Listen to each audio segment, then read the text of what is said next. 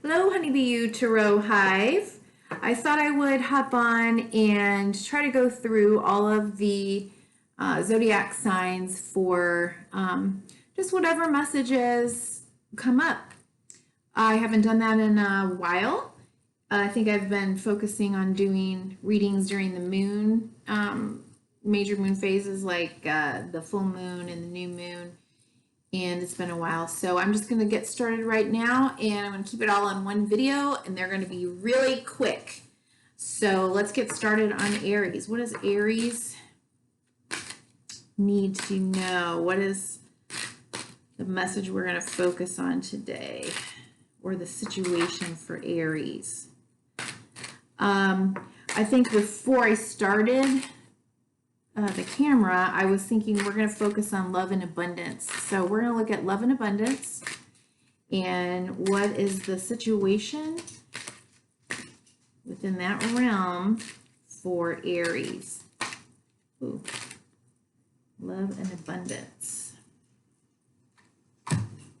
Okay, so you may be feeling that you don't have enough.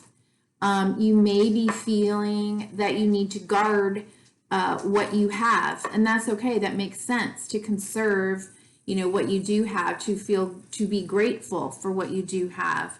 And it also could be a message for you to just know that you do have enough.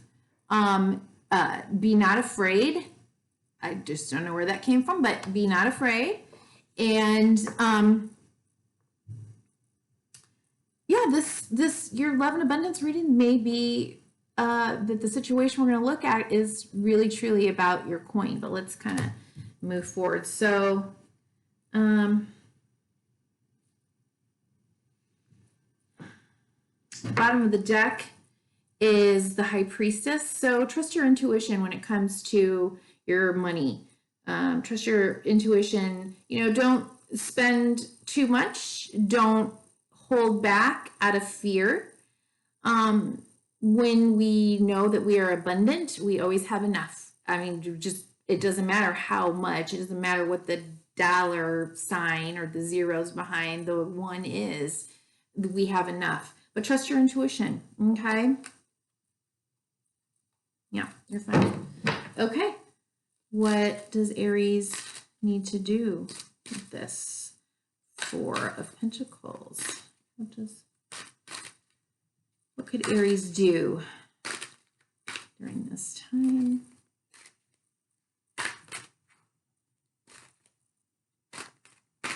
Aries do.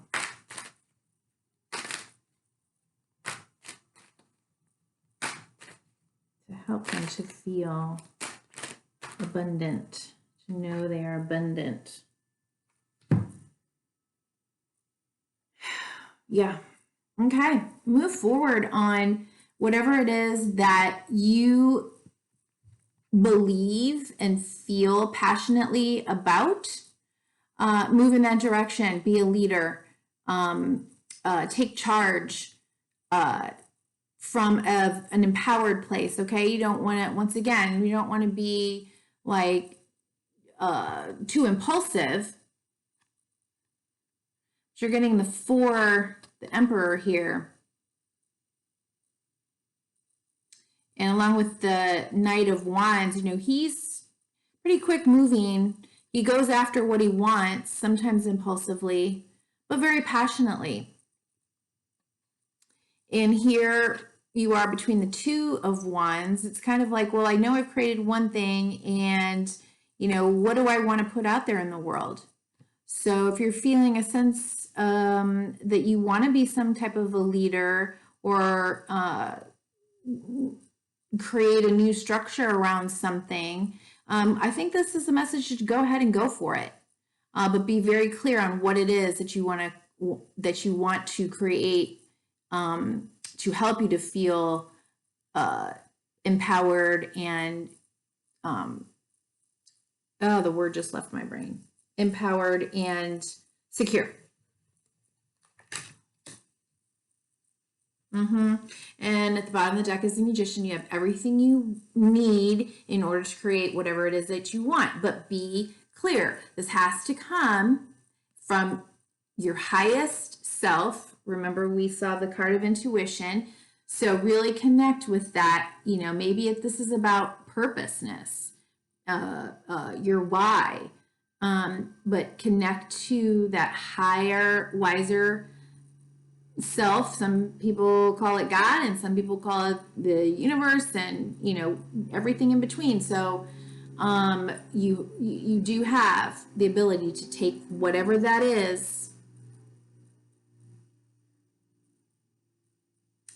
and here are all the elements on the table, on his table, to manifest it into being, into reality, into form. Okay, and the potential outcome for Aries, potential outcome for Aries. Let me tilt this down. And you guys, I don't know if I'm going to be able to get through this. Just been having this really weird heartbeat today.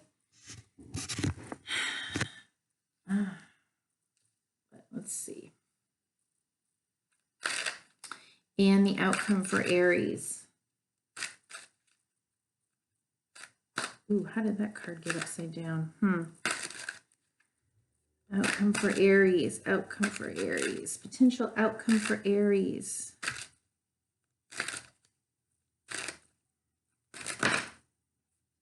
Again,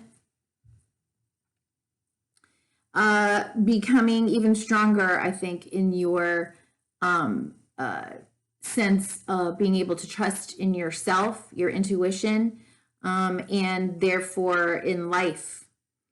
You may find yourself as well that you're going to, you might have a couple of things that you're kind of tossing around, a couple of ideas, a couple of projects, a couple of things that you need to focus on or that you have been deliberating about. It could be needing to choose one or the other, or, well, how I'm going to make both work. And this is all about, once again, got to be trusting in your intuition in order to help you with that. Okay. No need to kind of listen to the peanut gallery. Okay, Aries. And Aries, let's see. Should we get you an oracle card for love and abundance? Love and abundance. Love and abundance. Let's hear from the angels. We haven't heard from. And I shuffle my cards before every reading. So these are all pre-shuffled and ready to go. Moon cycles. Notice how the moon affects your energy and manifestations, and capitalize upon these cycles. Love it. Again, for me, the moon is about,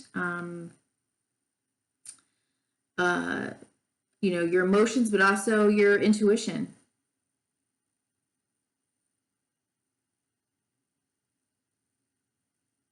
Take some time to study about the moon, the phases of the moon, and when are the best times to kind of dream about what you're going to do, and when are the best times to release, or the best times to plant the seeds, and when are the best times to harvest. Okay, Aries?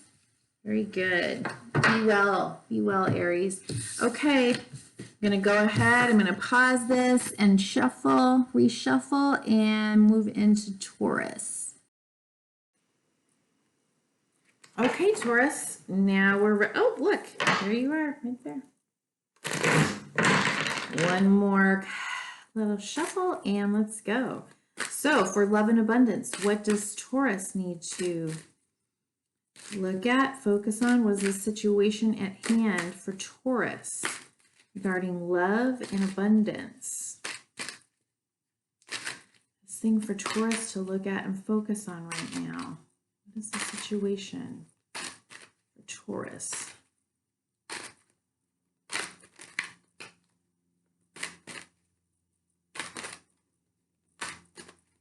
Okay, wow.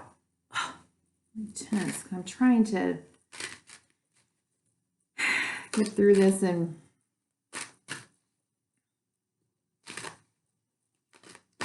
not make it such a long video, but it's not probably going to be possible.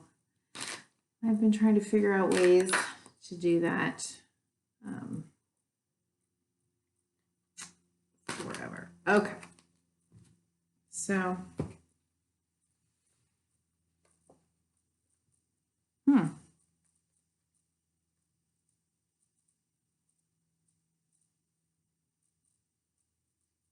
Okay, Taurus. Well, this is interesting. So you got the Death card, which is the card of Scorpio. Okay. It's a very transformative card. Death is a part of life, and we see death every day the sun sets. Okay. Or we make changes in our life, or we level up in a goal and we say goodbye to one thing. Like, you know, when once upon a time I was a grad school student, and then I said goodbye, and that cycle of my life kind of came to an end. It died, and then scary time. I've got to go out there and now really be, you know, whatever it is I was at in school. Okay, so it does look like there is, okay, so we've got the Death card, and then after that is the Ten of Pentacles. Again, a culmination.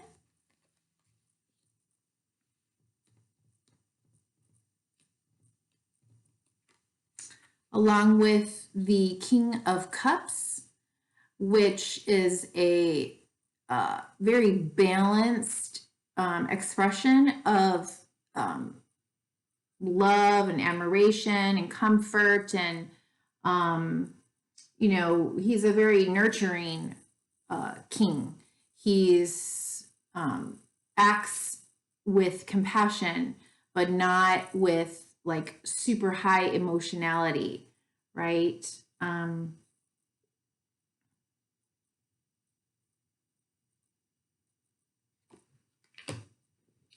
And then the Nine of Pentacles. So for Taurus, I don't know. It looks like there could be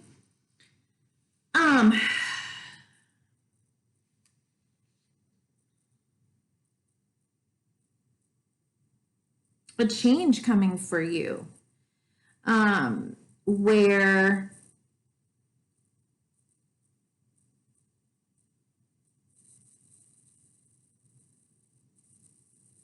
one piece of your life or cycle of your life is coming to an end, something that you've built, something that you've created, and now, and you are like very independent, right? It's given you this sense of independence and abundance, and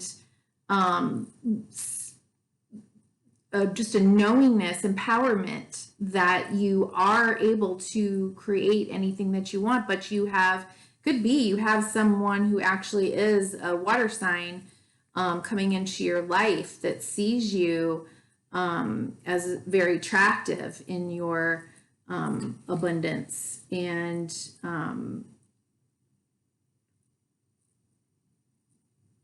who knows, maybe they want to make an offer, and you may be kind of juggling, you know, do I or don't I? Do I give up my independence? Do I want to put a ring on it?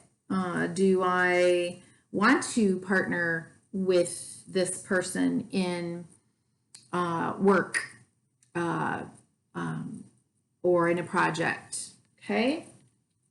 I'm not going to spend a whole lot of time on it. That's just like the initial thing, and you can, or my initial sense, and you can use your own intuition to figure out where or how that makes sense for you. If it doesn't, then this is not for you. This reading is not for you. Okay. And so what might you choose to do with this energy? Something new coming in. You know, it looks good. Whatever it is that is sort of going to die, if you will, it looks like whatever is coming in is good.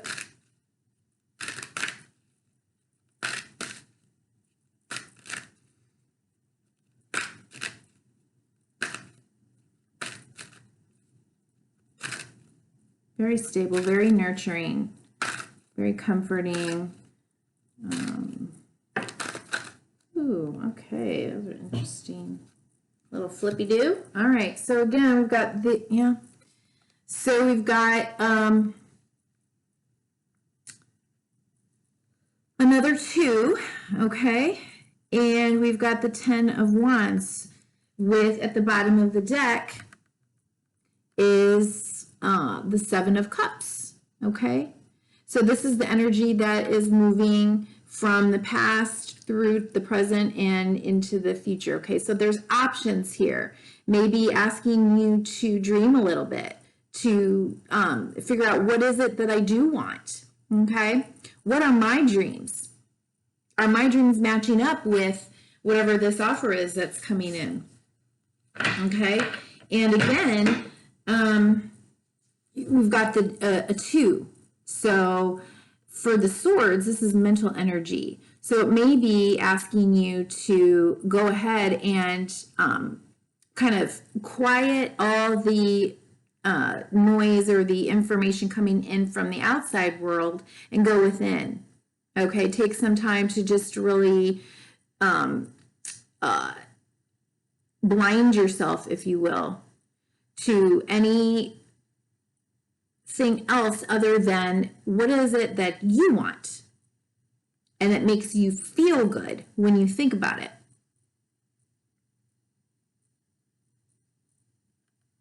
Before you decide to move into and pick up, you know, that 10th wand, marching towards the tower. Now, for me, a lot of people see this as a burden, and it can be. It's hard work to carry all of these wands. You may end up deciding that you want to go this alone, to do the work, to continue to move forward on your own. You may decide to go ahead and accept an offer, but just recognize that it still is going to require work. It might be a different type of work. It may be a type of work that involves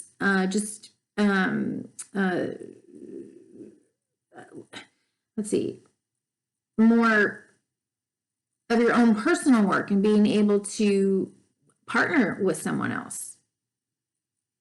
You know, there's pros and cons of being in partnership. But I think you really need to trust your intuition on this and resist making a choice until you're fairly solid in that voice within that says, okay, this is what I want. This makes sense for me at this time.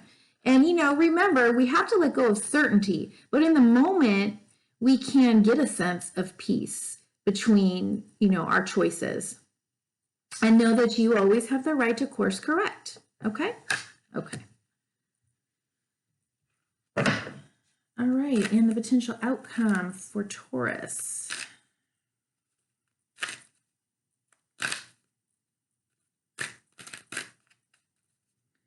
Potential outcome for Taurus regarding love and abundance. Potential outcome for Taurus regarding love and abundance.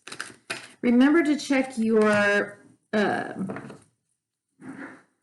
here's your rising sign as well. How do I want to?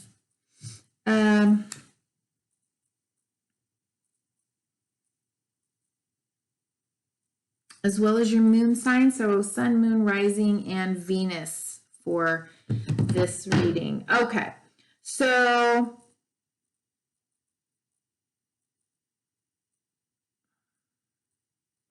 looks good to me.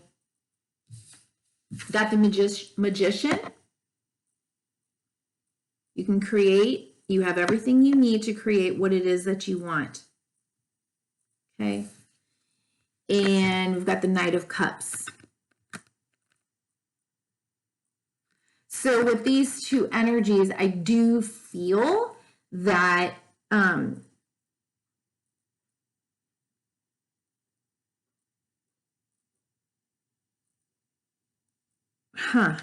me see.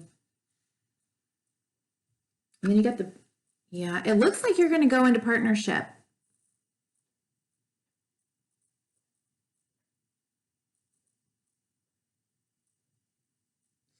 And so you have a new opportunity, right, to create something. This partnership may be very much so, and then underneath that is the Two of Cups, okay? So make sure that this is a mutually beneficial opportunity. Make sure that that the offer being presented is deep, dotting, what's it called?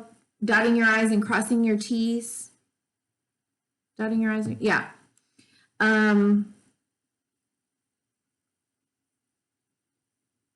There could be a potential to be manipulated based on sort of like the flowery words and all of that. But I think if you really do what I said, you know, just really go within, make sure this is mutually beneficial. You're really connecting to your intuition.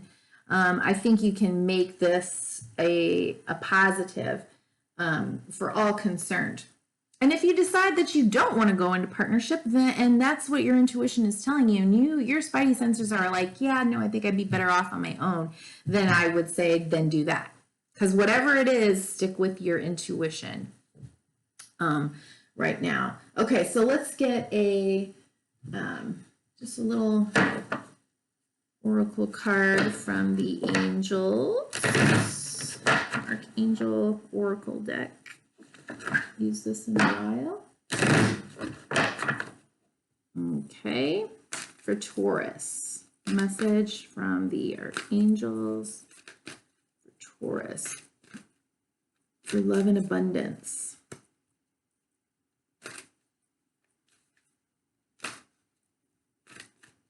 So I just want you to know, when I pulled the cards out of the deck, first I pulled this one, but this one was also flipped around. And so I'm not sure if it came out like this or if it came out like this. So I don't know that's going to change a whole lot my message. I think I fully covered what I think this is all about.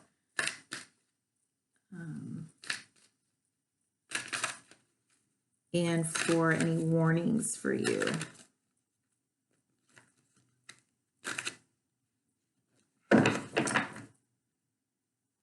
Okay, let's give an archangel message.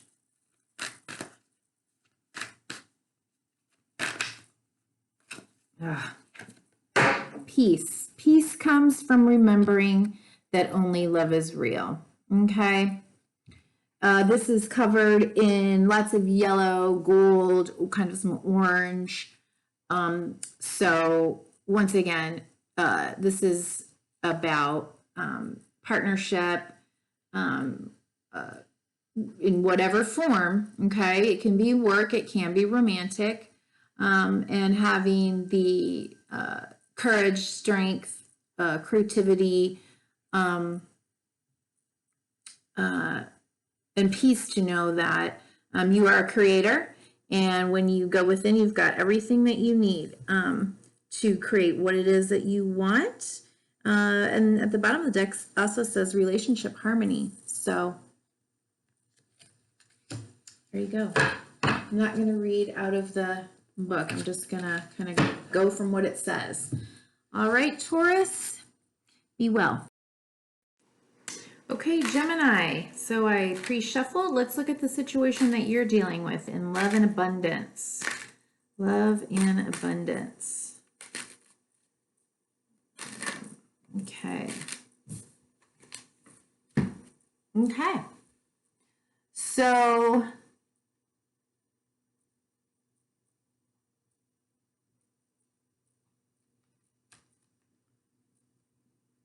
We got Six of Wands and Queen of Cups. Situation here. Love and abundance. It seems like you're feeling pretty victorious, feeling pretty good. You've come through something that may have been, challenging, whether, just kind of like an internal conflict or maybe just, truly coming through something, difficult for you, and you are being seen as someone who is victorious and a leader. And it could be that there is a female in your life who is a water sign, potentially, I'm just saying potentially, okay, who is really focused on you, has got their eye on you. And this person would be a very, caring, nurturing, emotional, feeling type of person. It could also be that what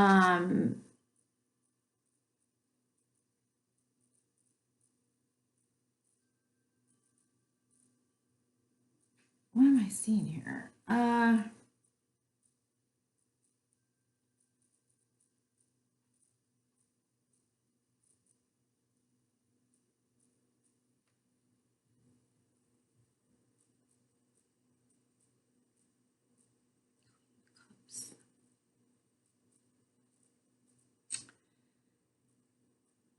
It could also be that you are feeling very victorious in love, and in just your own ability to be a loving, caring, nurturing type of person, that you're feeling very successful in that area of your life.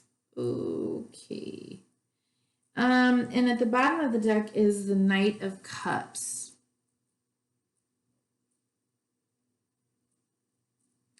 It could be that there's someone who is very intense and could be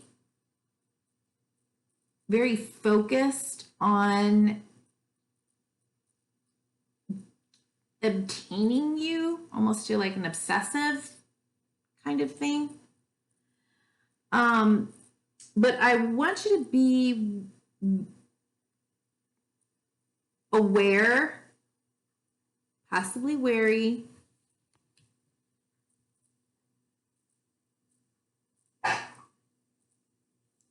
that this is the real deal and not like just a bunch of, pretty flowery words. Venus is in retrograde, or is going in retrograde here soon. Yeah, it's coming up. So while someone might be coming back into your life from the past, or maybe it's coming into your life now, maybe from a past life, or from maybe, who knows. Just be aware that when Venus is in retrograde, I think you just want to move slow until it goes out of retrograde and we can see like the full picture. Okay, it's not to say don't date. It's not to say, you can't try again if you want to, but just be aware. This person is coming back. It might require a lot of work on your part. And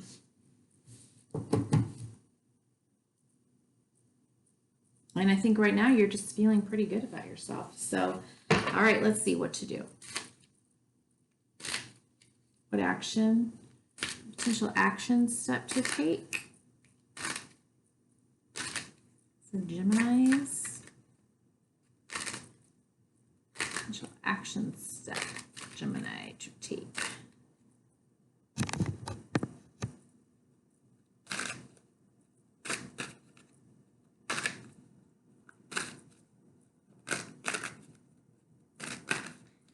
Potential action step.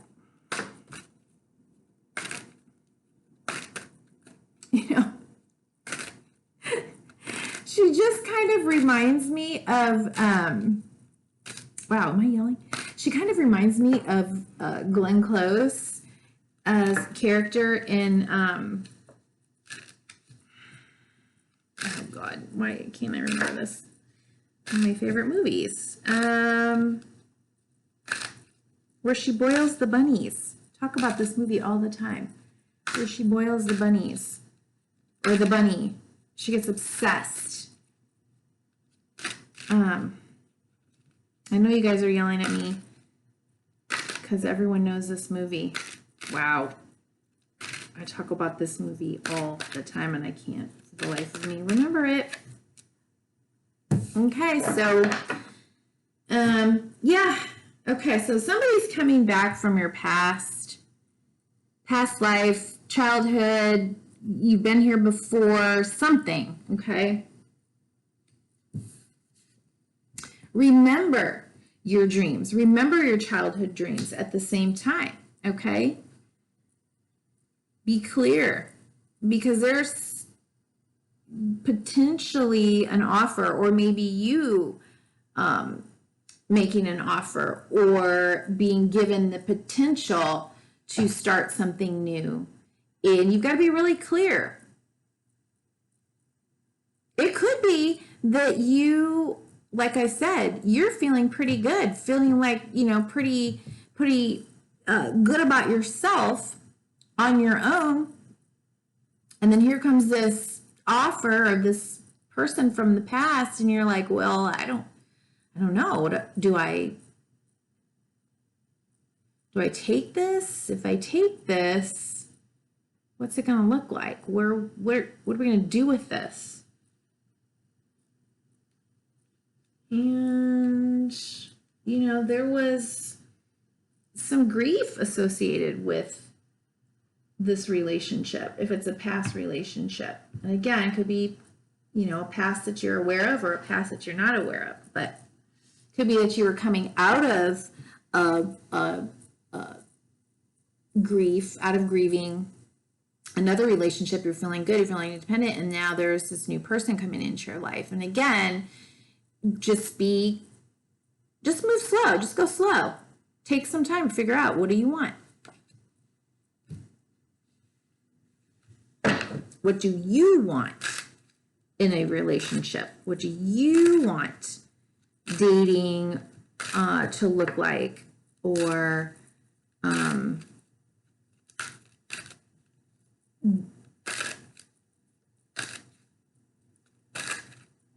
what do you call a healthy harvest when it comes to relationships?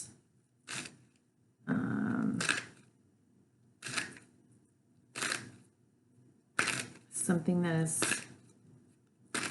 fulfilling to you. Wow, that Magician is coming out so far. I think it's come out, and it's just coming out a lot. Yeah, I don't know. I think you're probably not going to jump in too quick, too soon. You got 2 4s here, okay? So maintaining your boundaries and really taking time to think about, you know, what has gone before, what has happened in the past, either with yourself in another relationship or with this person. But you have everything that you need to create what it is that you want. Just be clear on that, okay? Don't let anyone push you or force you or coerce you based in promises and pretty little lies, okay?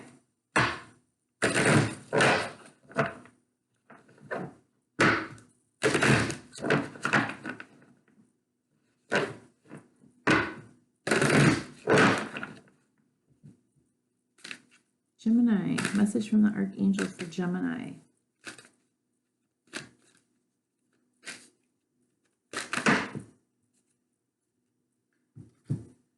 Still can't remember that movie. This is nuts. Okay, we've got peace,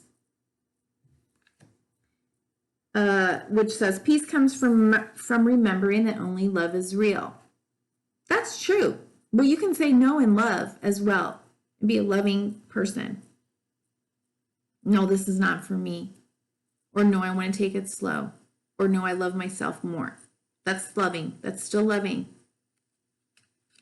Teaching and learning. Keep an open mind and learn new ideas. Then teach these ideas to others. So again, it's okay to go slow. We teach people how to treat us. Compassion. Soften your heart with respect to the situation and all the people involved, including yourself. Okay? So if there is some grief, if there is some loss, if there is some disappointment, if there is some pain that comes up, it is okay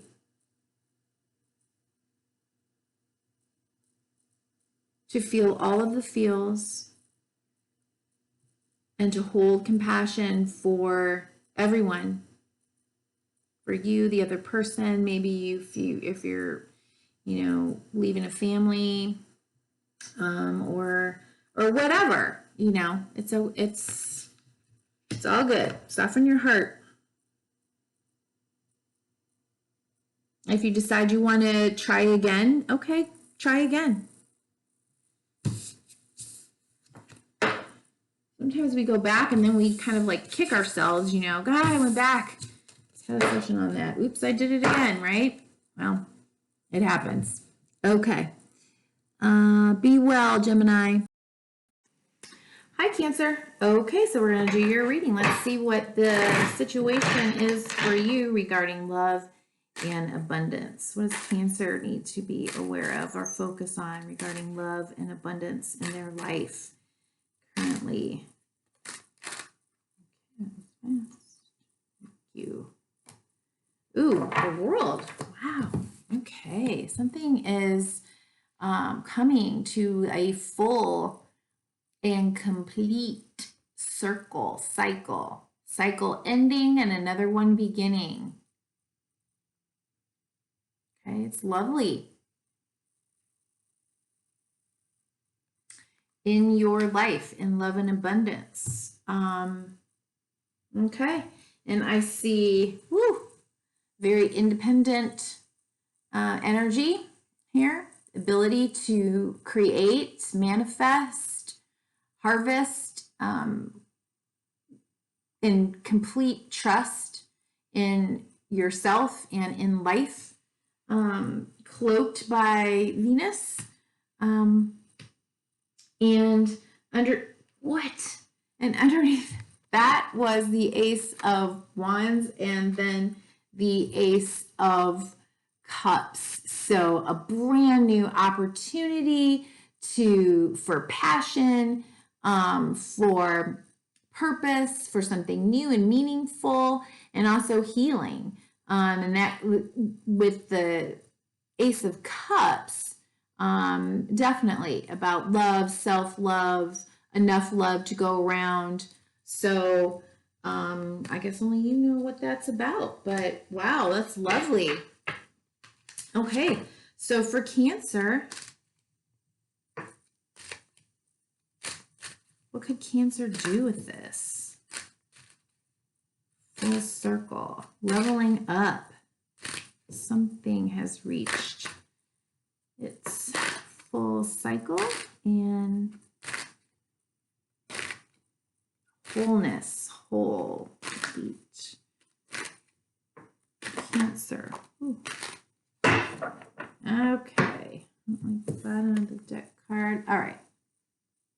So remember that at any given time, we are someone who is sitting in an abundant position to be able to give, to be charitable. And at other times in our lives, we are the ones that need to ask for help and be vulnerable and understand our worthiness to be able to ask for help. So this is a balance in the material world of giving and receiving. Because at the bottom of the deck, there is the Nine of Swords, it could be that, you know, you're worried. Are you worried about someone else? Are you worried about whether you'll have enough? Are you up at night thinking about others?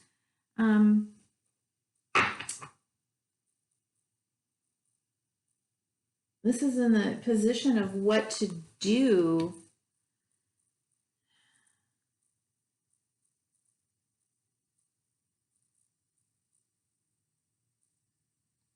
Let me get a clarifier, because why would... Okay. Whatever this is about, I would like you to just give it a lot of thought, but try to avoid letting the need to be very thoughtful and mindful take over and become worry. We don't need to do that. We need to know what, you know, practice the serenity prayer.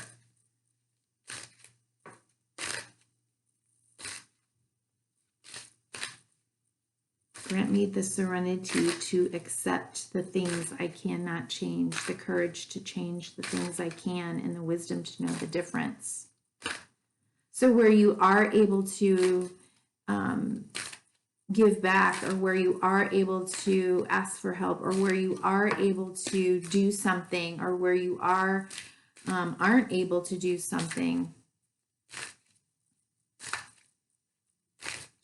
try to find that place of acceptance and then mindful action.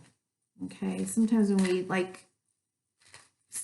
we're up all night in our thoughts, we're telling ourselves that by worrying we're doing something, but we're not. It's a false sense of doing something. We're just worrying. You know, it's like sitting in a rocking chair, rocking back and forth and thinking you're getting somewhere. You're not. Okay, so we've got death. So there is...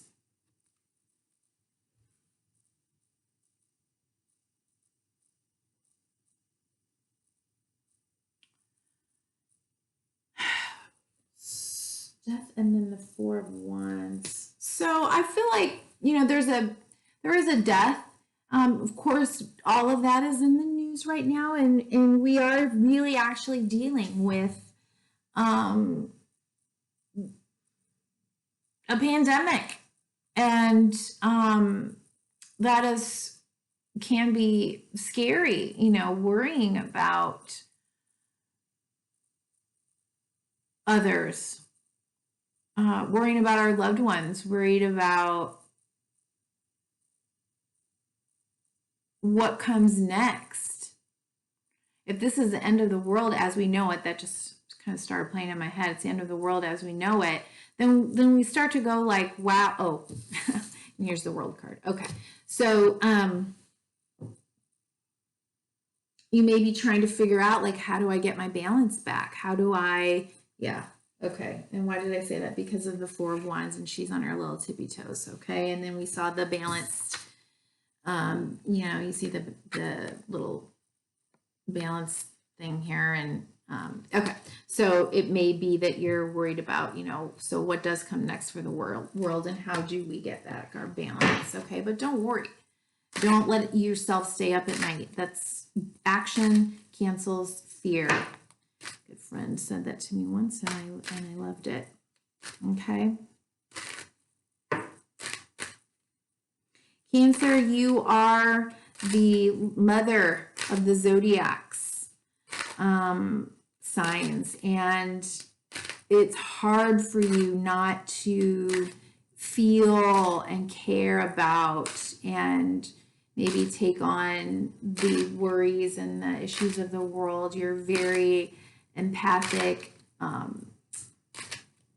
emotional person. So be careful and gentle with yourself, okay? Stay in balance. Serenity prayer. Okay, and the potential outcome. Yeah, collaborate. Okay, maybe even go to counseling. Collaborate with others. Seek professional help or guidance. That's my dog back there. Mind, body, spirit. Okay, whatever it is that you need to do to take care of yourself, mind, body, spirit. Know that you are protected.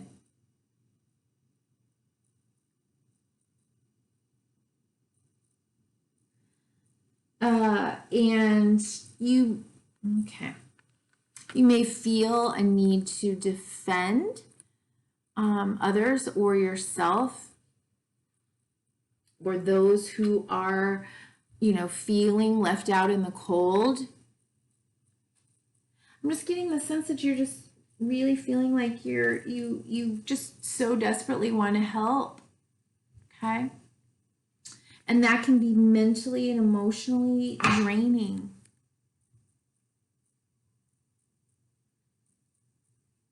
So first, help yourself, okay? Help yourself to get peace and to come to a place of acceptance. And again, just take those little action steps, just the littlest thing that you do to move forward to help others. We can't save the world, cannot do it. Don't burn yourself out. Okay. And I'm sorry, let me put that down there, Cancer. Okay. And let's get a oracle message from the Archangels Oracle deck.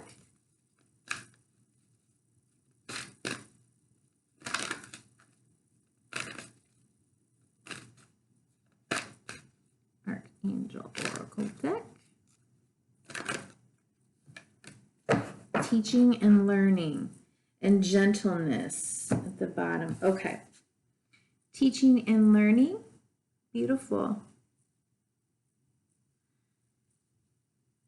Keep an open mind and learn new ideas, then teach these ideas to others.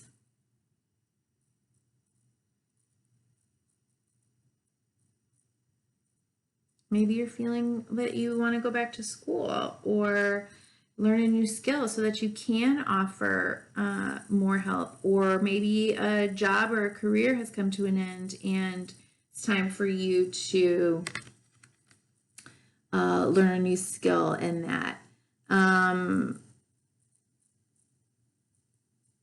then at the bottom of the deck here was gentleness. Be very gentle with yourself at this time. Surround yourself with gentle people, situations, and environments. That's what we just said. Very gentle with yourself. Okay. Okay, Cancer. Be well. Take care. Okay, Leo. One more shuffle and let's get started. So for Leos, for love and abundance, what is the situation that Spirit wants you to focus on? Love and abundance for Leo. So Leo need to focus on in love and abundance, a situation for Leo at this time. Leo need to focus on.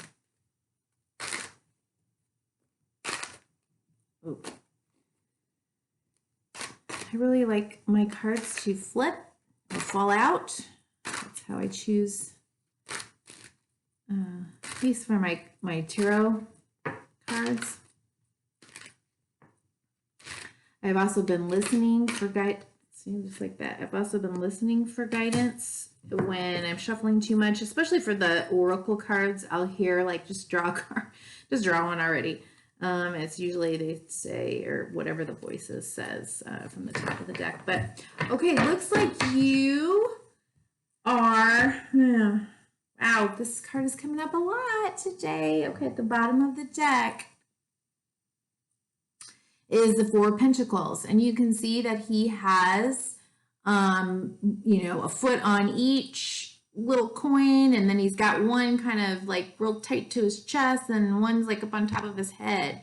So that's kind of like the underlying current, the energy that's moving from the past and in the present and moving into the future for you. So the card that flipped was the Eight of Swords. So it looks like you are worried, concerned, or feel stuck or trapped in some limiting beliefs. Okay, these are beliefs that you have control over.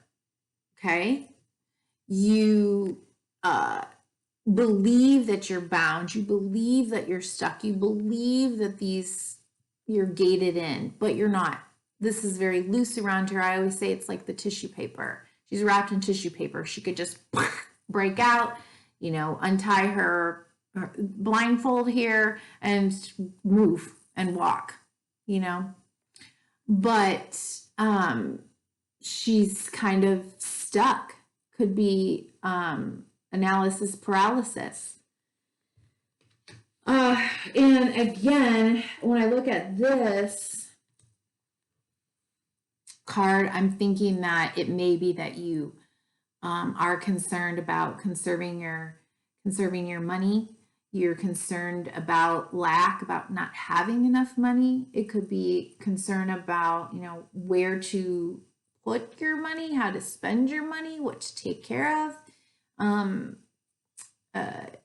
what to kind of put on the back burner. And you may feel that you're just, you're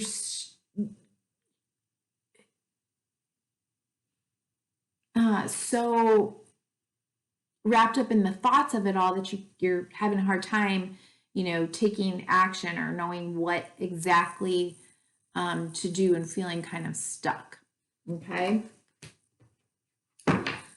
And so for love and abundance, this is like really asking you to look at, you know, the thoughts that you have about money. Are there fears from your past coming up? What is your relationship with money? What is your relationship with your ability to take care of yourself? What is your relationship with, did I already say about being able to take care of yourself? Leo? Yeah, okay. Yeah, to drive your own chariot. Let me see, did another card flip? Yeah. Of which direction to take. Oh, Leo, here's your card. Okay, at the bottom of the deck, underneath that was the Three of Swords. So you may have come through some disappointment.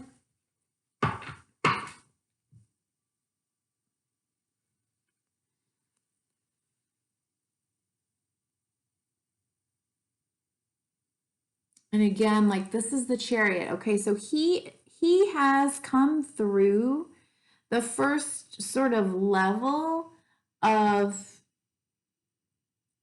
personhood, if you will, of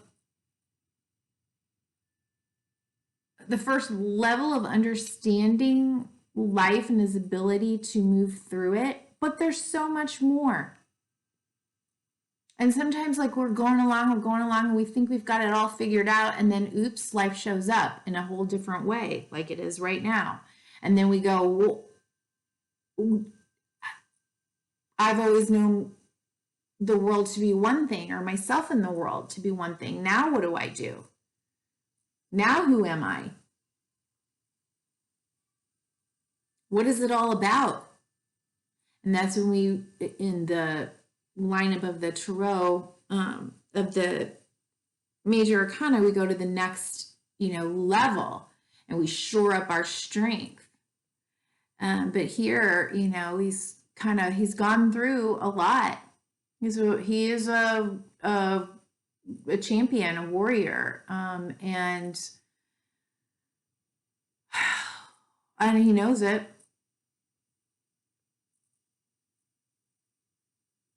It's a time for you to kind of pause and take stock of who you are and who do you want to be and where do you want to go. Know that you can. You're not stuck.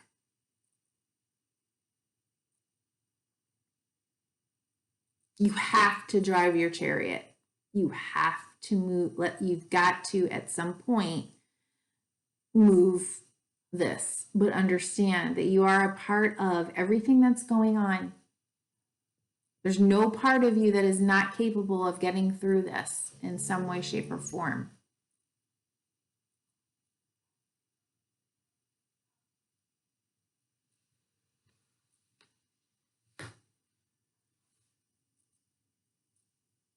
Whatever it is that you're going through. Leo.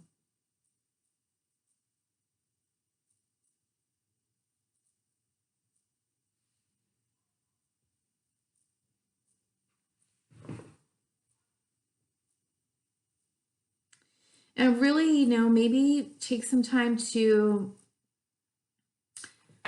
consider that we do have control of our thoughts. Okay. So who do you want to be?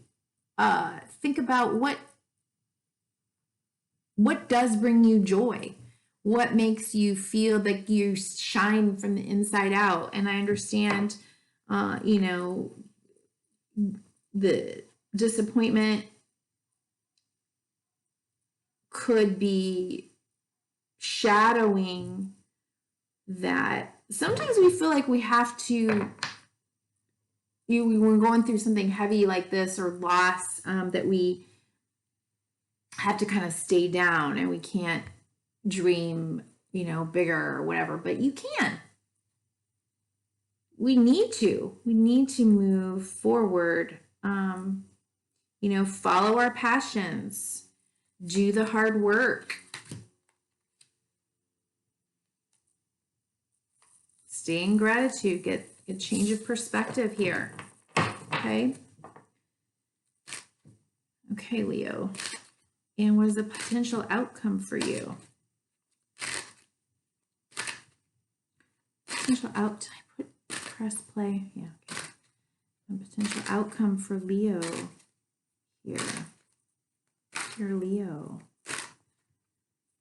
Start with potential outcome for Leo. In love and abundance.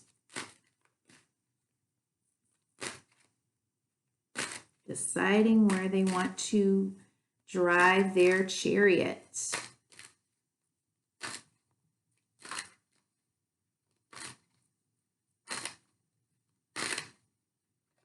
A bridge over troubled water. Who sings that? Bridge over troubled water. The song that just popped up into my head.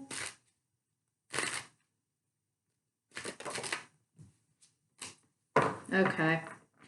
All right. So there may be some conflict.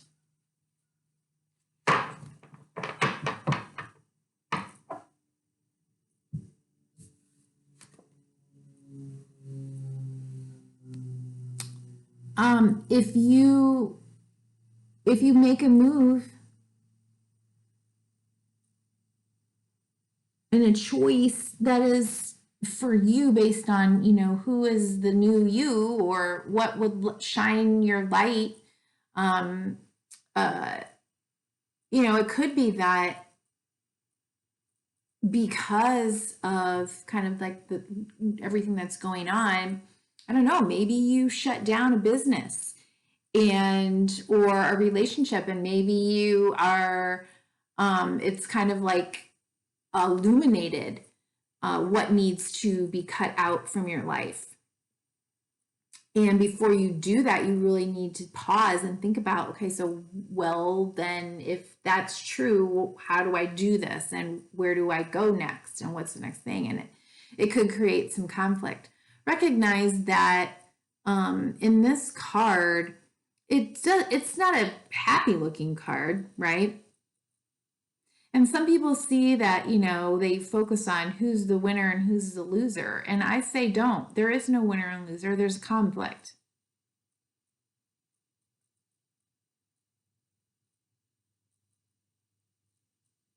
Yes. Might someone get hurt? Might someone feel bad? Might it be you? Might it be the other person? Maybe it's everybody. But change is in the air. For sure. And I think you just need to really make peace with that. Page of Cups is at the bottom of the deck. So I don't know if there's a young Pisces involved, a young water sign, or it's a beginning. Maybe there's a new relationship on the horizon. Or a dream of one, a fantasy of one, something new and more fulfilling. Could have been a third-party situation. Oh no. Whichever parts of this message resonates for you, take it, utilize it, integrate it into your own intuitive understanding of your life, and whatever doesn't fit, we'll just leave it here. Just have it got a little entertainment, okay?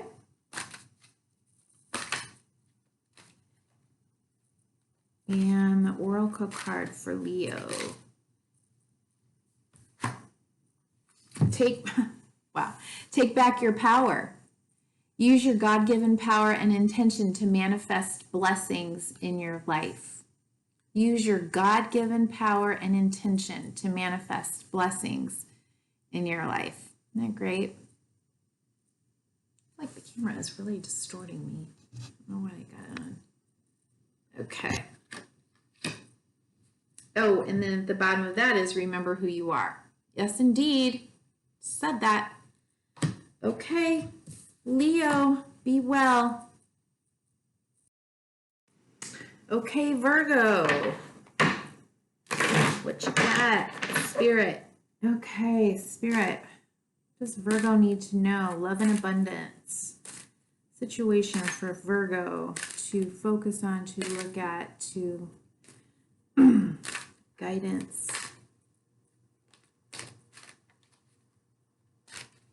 For Virgo.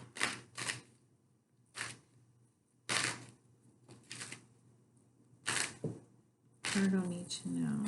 Love and abundance. Love and abundance. Virgo's life. And abundance.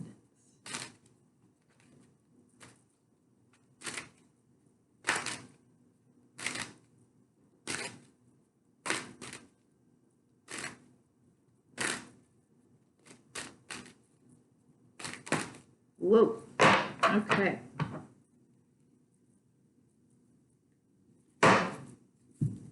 Really felt like a jump. Okay. Looks like there's an offer coming in of love or partnership, some sort. And it also looks like I'm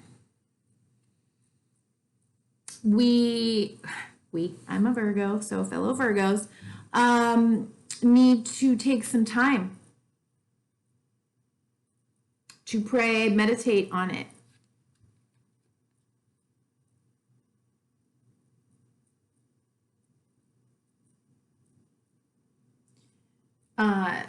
Is this, yeah, okay. At the bottom of the deck is the Fool card, okay? Does this feel like a new beginning? Like a new, Why do I say that? Because there's the death card underneath that, okay? So is this a true new beginning, or is this a foolish leap?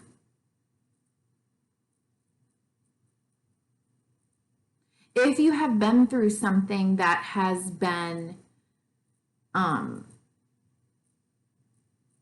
very difficult, painful, maybe it's a pattern, you know, of being in relationships that are toxic or unfulfilling in some way, it can be very scary to enter into yet another relationship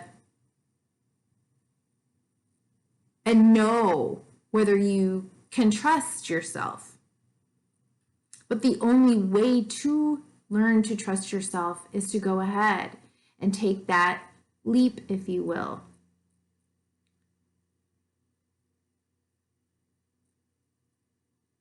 And then you take with you into that relationship, which is a leap of faith. It's not a leap of foolishness. So if you see a bunch of red flags flying all over the place in this new offer, then you don't jump. But if it seems like it could be okay, take a leap, you know, and then cautiously move, collect the data.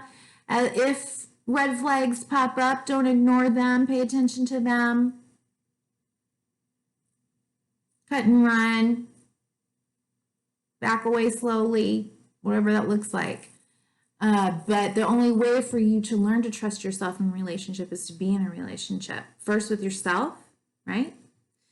And then with another. And so I do think that there is a potential for you to meet someone, for a new relationship, for a new offer to come in that it would be appropriate for you to take some time to decide, is this what you want? Do you want to be in a relationship? Do you want to date? Do you feel that you're ready? Have you taken some time to reflect on, the lessons learned in, the past? Okay. Again, Venus is going in retrograde here real soon. So I don't want to give the date, but it's something like May 13th or something like that. So we're already in kind of like the shadow part of that. We're already starting to feel that energy. So it could be somebody from your past. It might not be. It could be somebody, something completely new.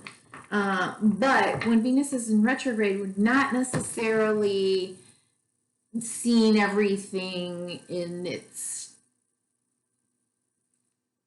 complete expression. Like, we might be seeing things with rose-colored glasses. So that's okay, because we don't know what we don't know. But as we start to get more information, it's okay. File that away. And then we can make a decision. And I think Venus in retrograde is going to be like 4 months. So, it's a good amount of time to figure out, who somebody really is. Okay, and so what action step to take? King of Swords, know your truth. Be practical. Act from a place of wisdom based in experience. Your truth does not have to be the other person's truth or anyone else's truth, but it is your truth and it is based in your experience.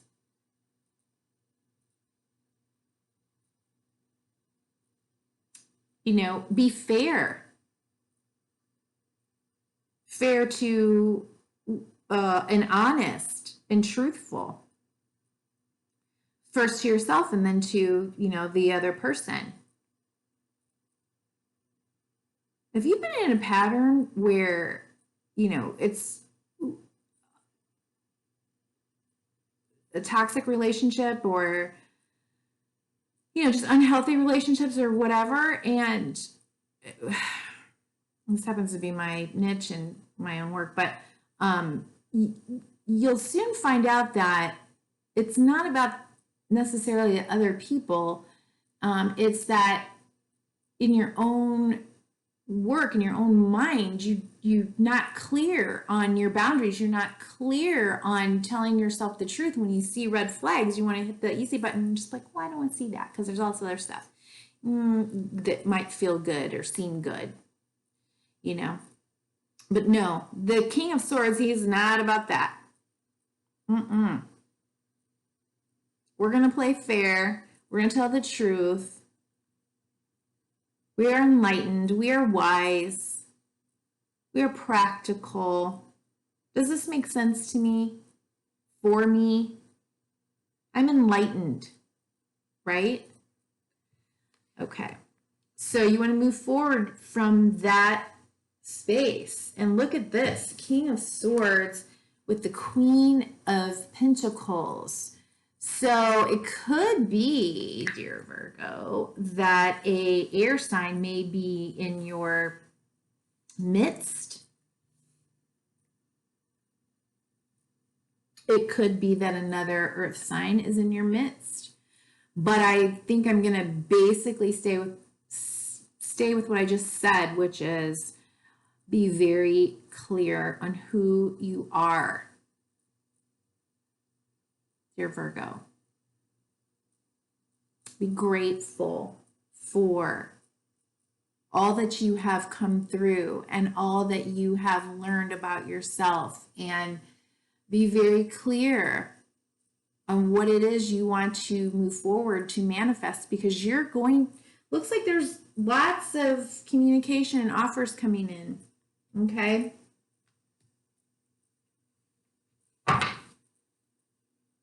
So move forward in a very practical, wise, and enlightened space.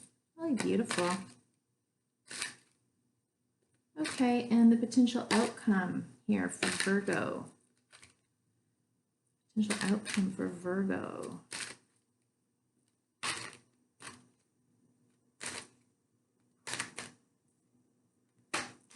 I'm wondering also, maybe this is a relationship / partnership based in spiritual belief or practice. Maybe you share in that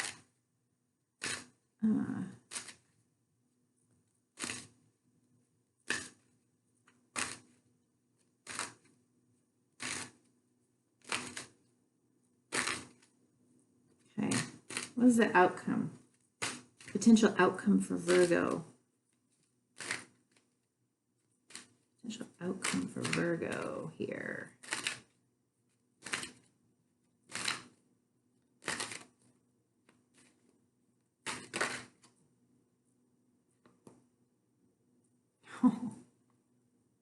Justice.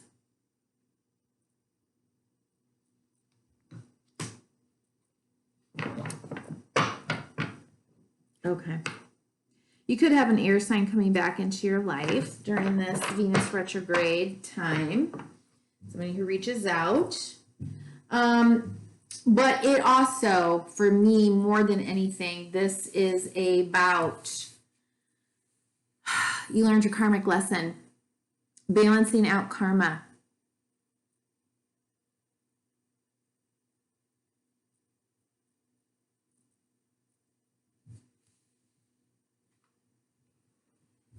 You may have had limiting beliefs about yourself.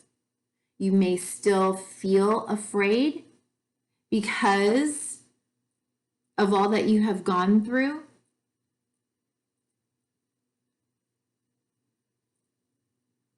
Of who and how you have been in relationships before, and you're not really trusting of yourself. So again, if you're not, you have to work on that first.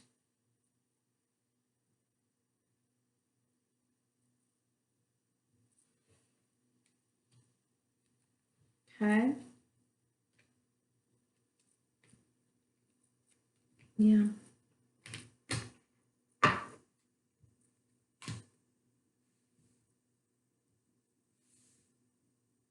The potential here is to balance out something, maybe come into a partnership that is very karmic, soulmate, could be, but I think you're worried about it, you're concerned, and or you have been about being in relationships. So like I said, the only way to do that, to learn to trust yourself, is to get into one. And the person that you have to trust the most is yourself. So that if they hurt you, disappoint you, abuse you, whatever it is, you can walk away, head up, head held high. I'm holding my boundaries. I'm living in integrity. Okay. Leadership, Archangel Gabriel. It is time for you to assume your leadership power and position and lovingly guide others. Love that card. You know, she's dressed in orange, card of self-esteem. That's in the sacral chakra. So, you know, power and sexuality as well, or partnership, creativity.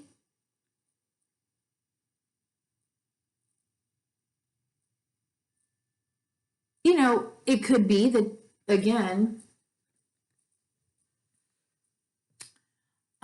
that when you come into this relationship, if you accept this offer, it looks like it's coming in, that you take everything that you've learned and you pull that into this relationship. And maybe your partner, the person, isn't perfect. I mean, who is? But you strengthen yourself and you continue to heal yourself as you start expressing your boundaries, or you speak your truth, or you say, these are my wants and my needs. And, you know, this person is there to maybe learn. Maybe they're ready. Maybe. Okay. The bottom of the deck is clear your space, get rid of clutter, clear the energy around you, and use feng shui.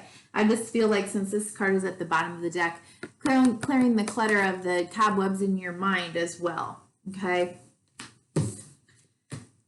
Okay, dear Virgo, be well. Okay, hi Libra. All right, one more shuffle for you, and let's see what we got here. Libra, for love and abundance, what does Libra need to focus on? Libra, love and abundance. What does Libra need to focus on?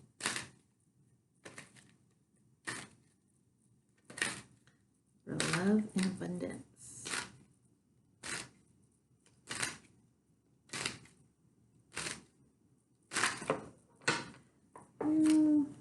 Just didn't feel right. Libra, love and abundance. It will come out if it needs to come out. I find that to be true. And regardless if it's a different card, whatever the message is, usually comes out to be the same. As far as how I am interpreting it. So not to freak out, don't worry.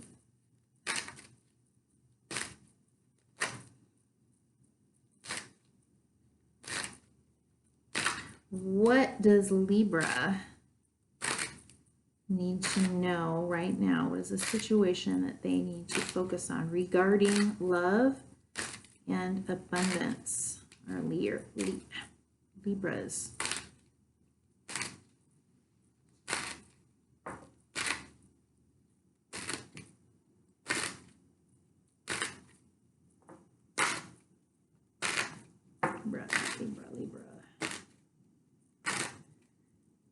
Any messages for Libra, dear Spirit?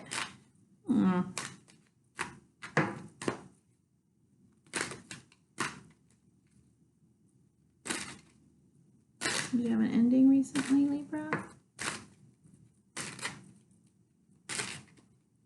Healing, deception. Let's see what's going on with Libra.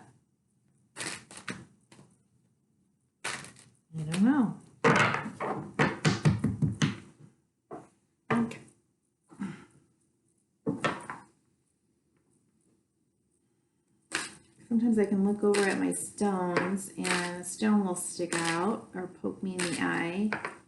And if I can focus on that, that will help. It's hard to, wow, fly out, but okay. All right, Libra. Oh, there. Okay. I'm just going to go ahead.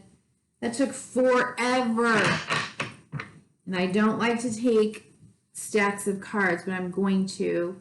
One, because I've got chills all over me right now, and because I saw some of these cards anyway coming out earlier. So I'm going to say this.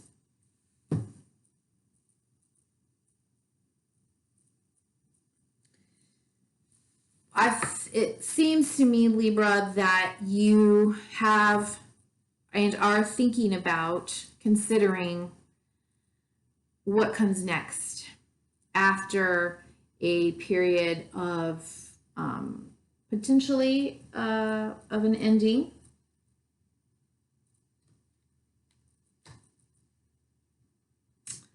Potentially of an ending and some time that you needed to take to heal.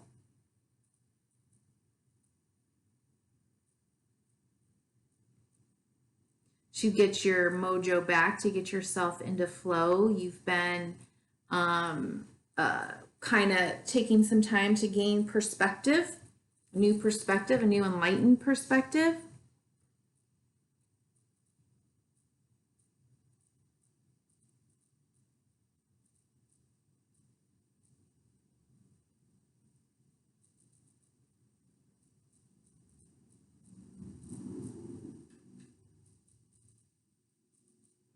Want to make sure that you are operating from a place of understanding, one foot very solidly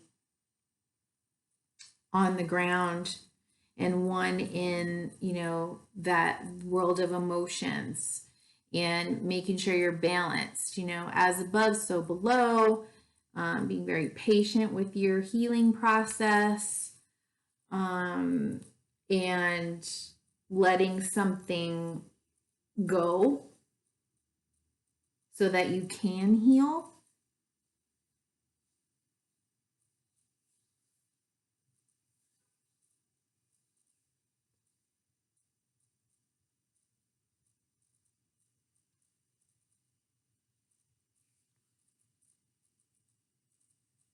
It looks like you feel a lot more stable, that you kind of are feeling your true Libran power, the strengths that Libra is associated with, fairness, balance, practicality, the higher levels of Libra, fairness, justice.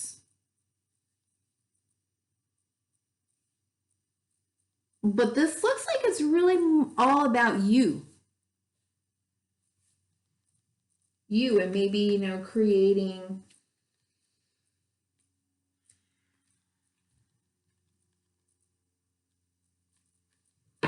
thinking about what you want to create that helps you to feel abundant, fully abundant. Maybe you feel the most abundant and capable of abundance when you are, just focusing, on yourself and healing at this time. Okay? Seems like that's what this is. And just, yeah. It's 3 out of 6 of the cards that came out are major arcana cards. I didn't even show you what they were. Sorry. Okay, the first one was Page of Wands. Where are we going? What do we want to do with this new opportunity? The Hanged Man. Waiting, taking time out, change of perspective, maybe changing our perspective about something that happened. Temperance, balance, in the flow of healing.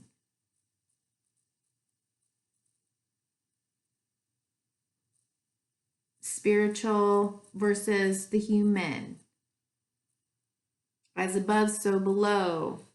Grounded and steady, as well as in the flow with my emotions. Practical, just, fair, wise, Libran.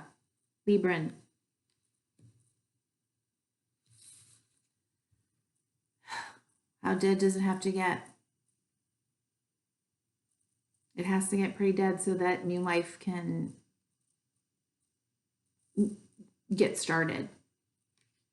Transform, transmute, healing. Sign of Aquarius or the star. You know, divine timing, healing, hope, hopefulness. Okay.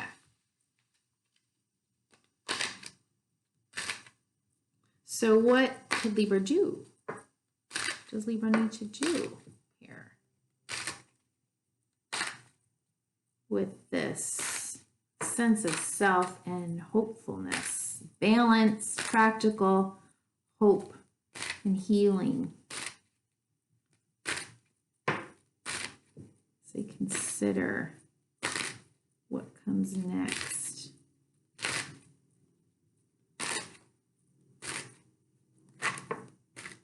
Libra need to do, or what could Libra do? I'm sorry. What could Libra do? I'll turn this down. I don't know if you're going to be able to really see that, but what could Libra do?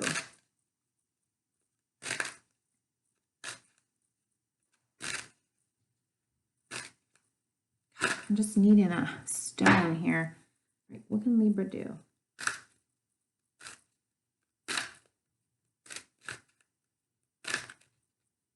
Balancing emotions. Being grounded in their emotionality. Okay. Wow. How many cards do we need to get come out? All right. Well, I think it's time to do some shadow work.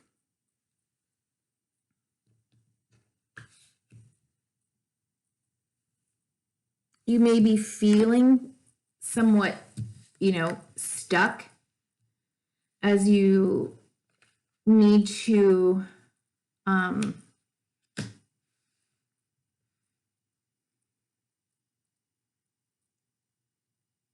okay, what cards came out now? All right, so the moon might be dealing with a Cancer or Scorpio, or there may be some of that in your chart. Got the 8 of Swords, limiting beliefs that can be changed. Movement and action can be taken when you decide that you are the one who is preventing yourself from moving. Judgment, okay, rebirth, reborn. Forgiveness. 9 of Swords, staying up all night worrying about it. Thinking that you're doing something about something by worrying when you're not. Melancholy. Focusing on what has, what's these 3 cups. There's only 3 cups. We got to get to 10. And you have an opportunity, something from God here, divine timing, or a sense of grace. You can't just keep dwelling on these here. Got to turn around and grab that cup.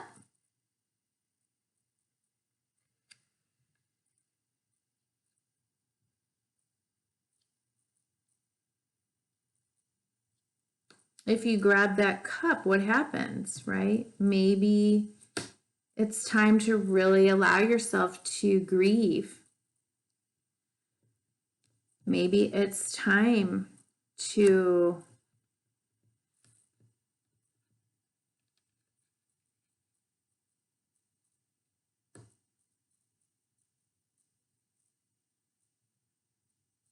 allow yourself to, in order to, maybe it's time to forgive yourself.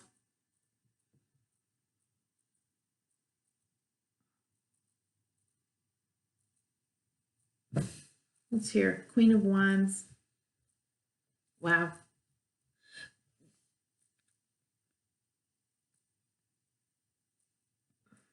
To let go of the past and move forward.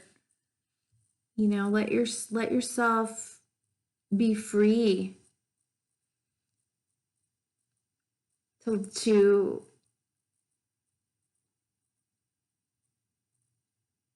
love again, to heal even.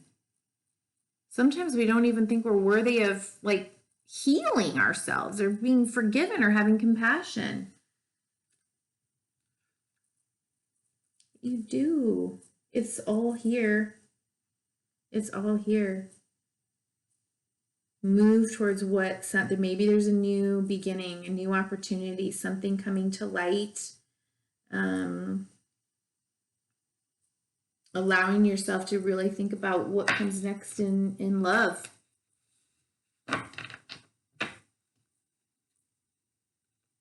Potential outcome here for Libra. Potential outcome here for Libra.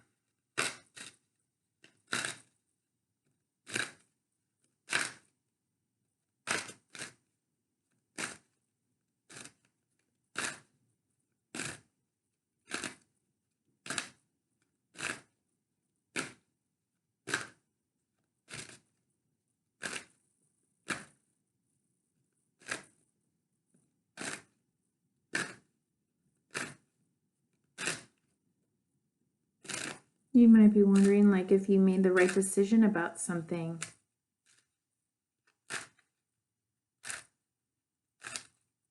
And I think you have to realize that sometimes, you know, the decisions that we're given, they're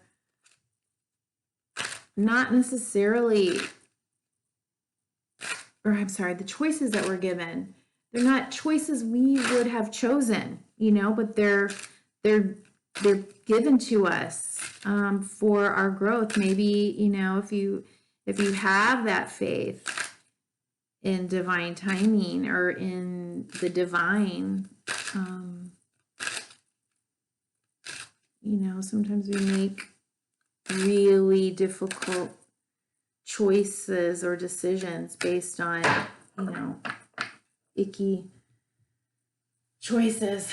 Okay, so potential outcome is a love offer coming in, so or a lance romance or some kind of a romantic gesture offer. Okay, look, here's this cup, here's this cup. So potential outcome, you know, maybe, you know, forgive yourself and then see what happens. Is there somebody here that's making you an offer, or would you like to make an offer? The bottom of the deck is the 10 of Cups. Remember I said, you know, he's so focused on the 3 of Cups, but we're moving towards the 10. This is what we're moving towards. Now, this could be, it's at the bottom of the deck, and underneath that is the grief card, okay? So what comes next after the 4? Allowing himself to grieve, okay? Maybe so he can get to, he allows himself to grieve, not stay stuck in second guessing, you know, the choices that he had to make.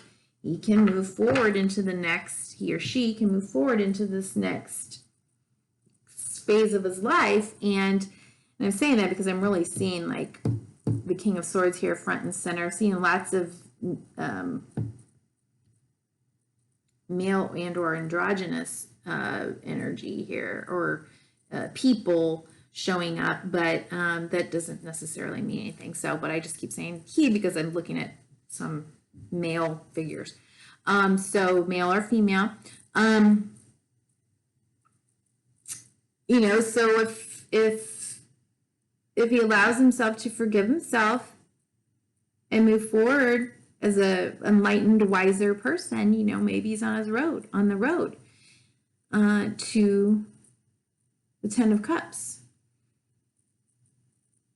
Maybe he's had the Ten of Cups, and for various reasons, you know, he lost him and he's grieving that, but I don't think so. I think now it's the time. Now I think he has the opportunity to grieve, or he has been grieving, but this is kind of moving from the past to the present into the future. Now, what do we have to be aware of with the Page of Cups? There's nothing really, it's a gesture, it's nice, it's fun to fantasize. Maybe it's time to start thinking and fantasizing about what you want.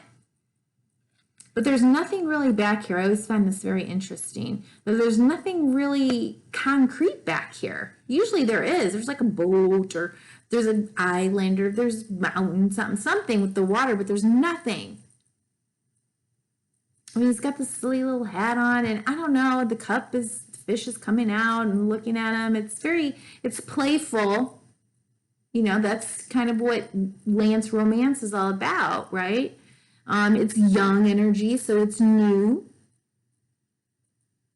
But the real love comes once we start building something, and it gets deeper, you know?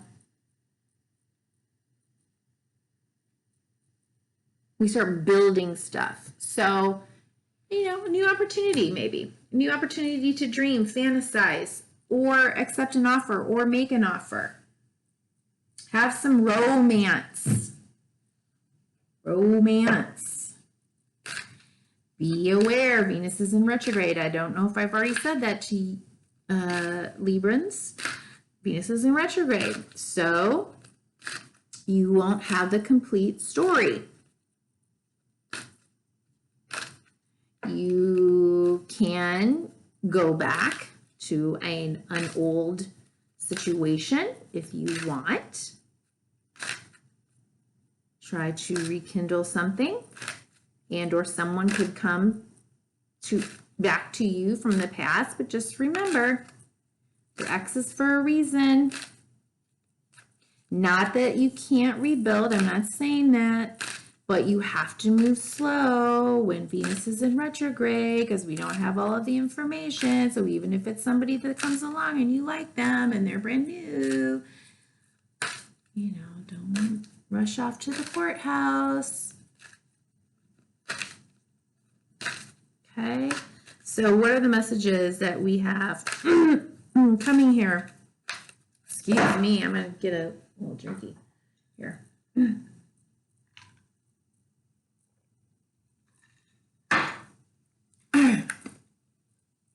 From the archangels. Archangel message for Librans.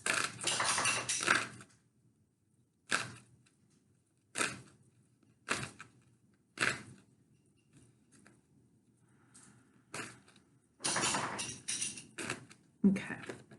Hello from heaven. Oh, hello from heaven. And what's at the, and clear your space. Okay.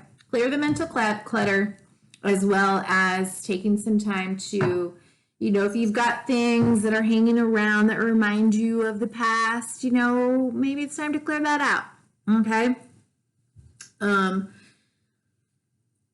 Bottom of the deck, but hello from heaven. Your loved ones in heaven are doing fine. Let go of worries and feel their loving blessings. Okay.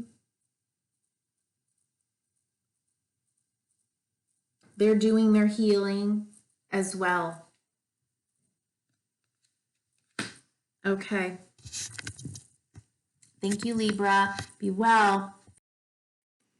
Hello, Scorpio. Okay, let's see. Love and abundance. What does Scorpio need to know about love and abundance regarding love and abundance in their life right now? Scorpio, what does Scorpio need to know regarding love and abundance in their life right now?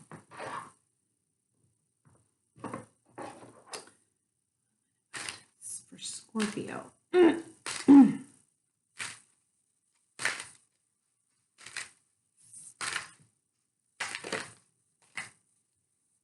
Something flip over or no?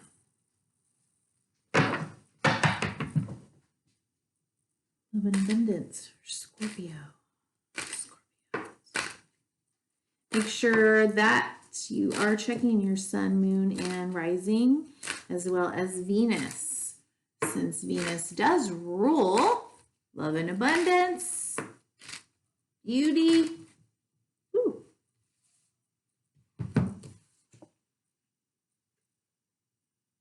Uh-oh. Okay, I'm going to put them both upright. Okay, looks like maybe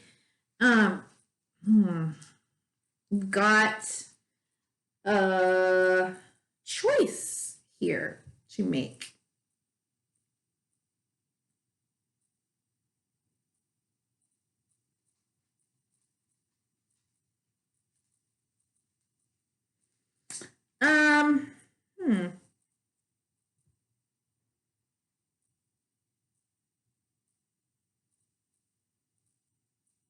Interesting. All right, so for Scorpio, got the Two of Swords and the Nine of Pentacles.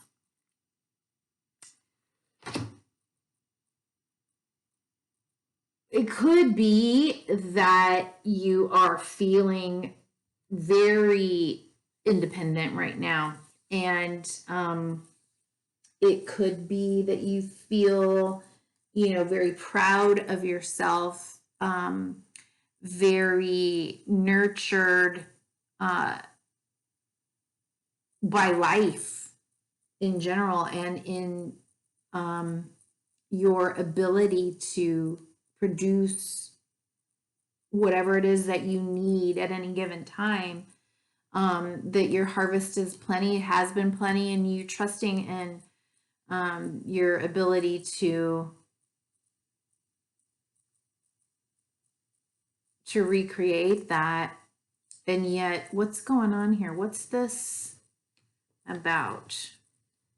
What's this Two of Swords about?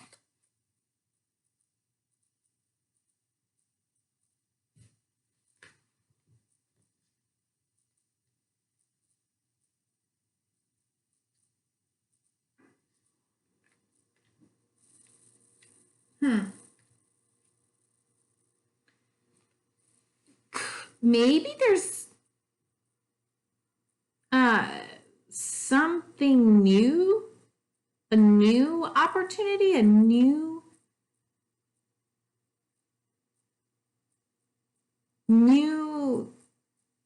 news, or I don't know. Let me get a, and I say that because of the cards that are here at the bottom of the deck. Maybe you want to go in a different direction and you're not quite sure.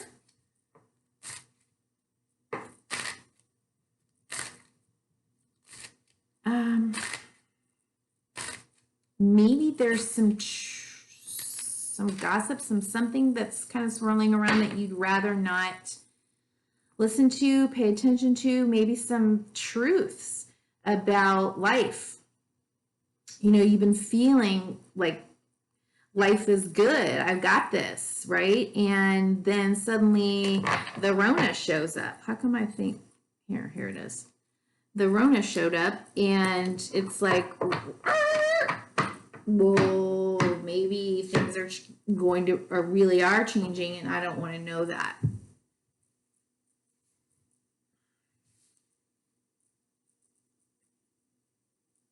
Maybe you'd like to believe you are independent, and the reality is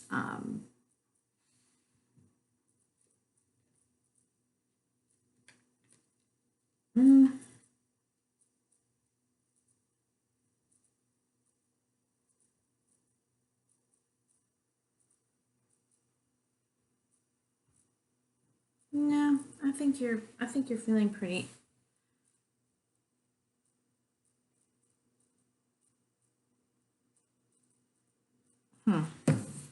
Pretty good. Okay, so I asked, why is this here? The Chariot. Yeah, it's like, do you need to move? Do you need to go somewhere? Do you need to, is there something?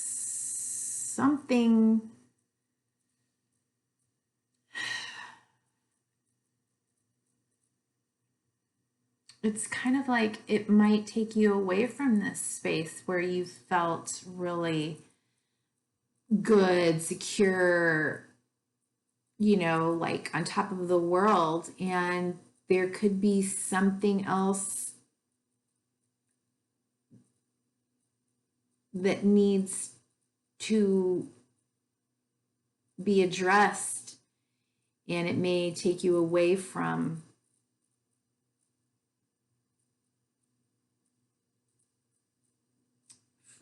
there.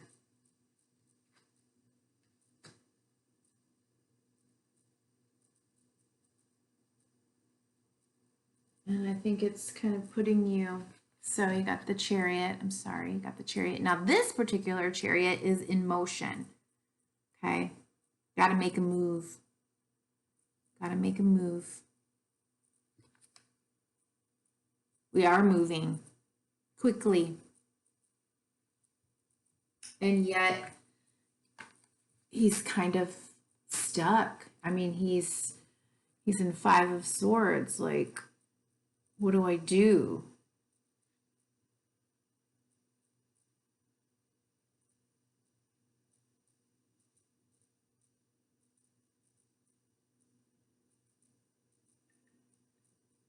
I have to just accept this change. Look at the world is just kind of desolate. If you've ever been in that place where it's like, God dang, no matter what I do, like back here, I've got to surrender. That's what that feels like. It's complete and utter down on your knees, surrender like shit. So, interesting. Let's see what else happens here, Scorpio.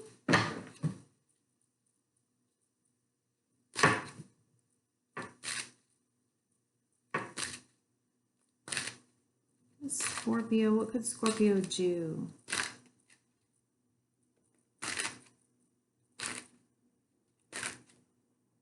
Kind of like, so there's some quick moving energy moving through, and I just don't think you want to necessarily acknowledge it. I think you'd rather just kind of stay at peace. Like, don't want to deal with it. Don't want to look at it.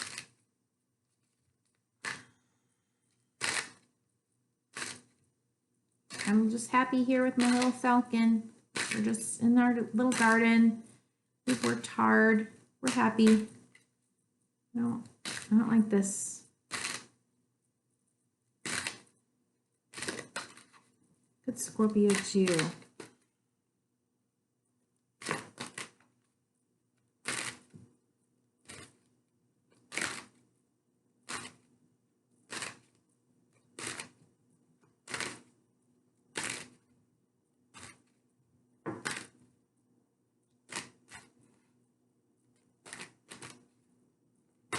Is this about a girl?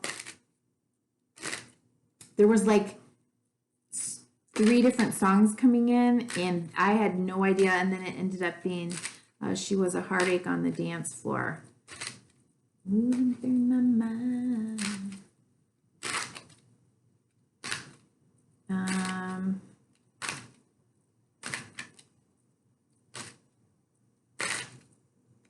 Gotta know her name. I want to see you again. So is somebody from the past kind of blowing up your little sense of independence? Are they moving through? Are they coming in your direction? Do you kind of feel like you want to move in their direction? That's another option here, I think. Do I want to upset my little apple cart here? Nice and just me, myself, and my falcon here with our little bag of coin.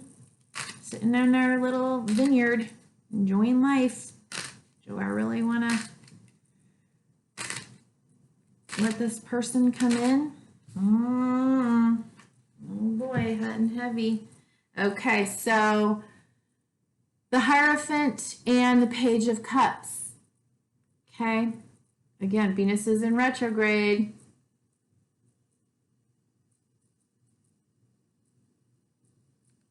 Is this marriage material? Is this a romance?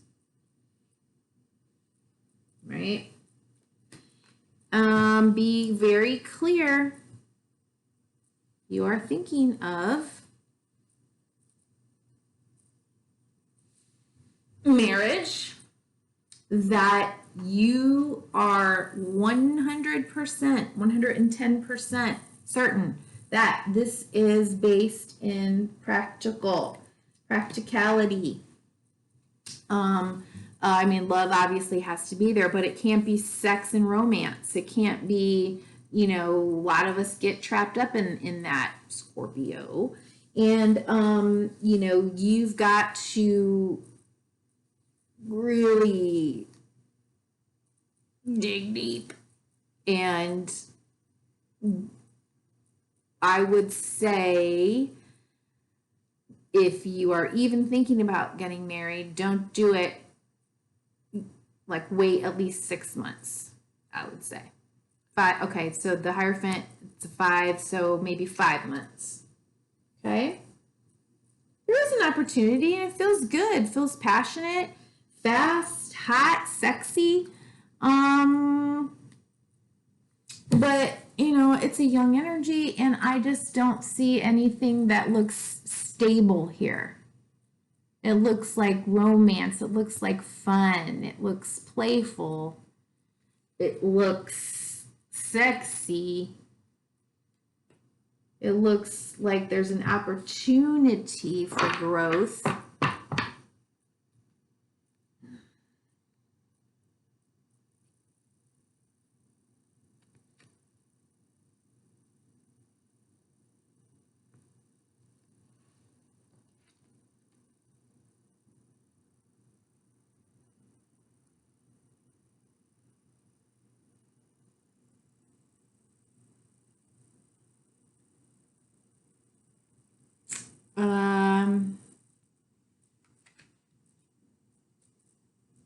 Now let me put this down.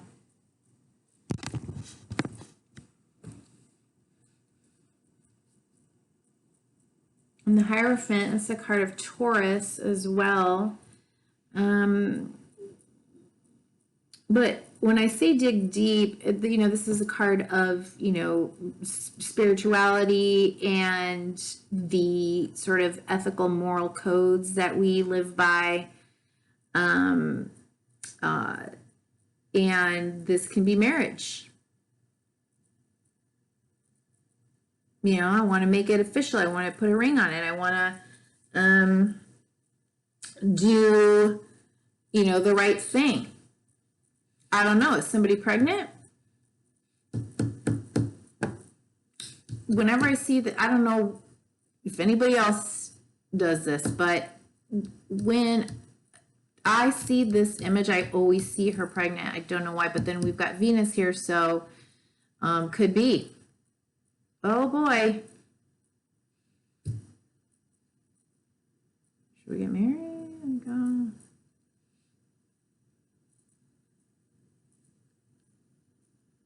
I don't know. Okay.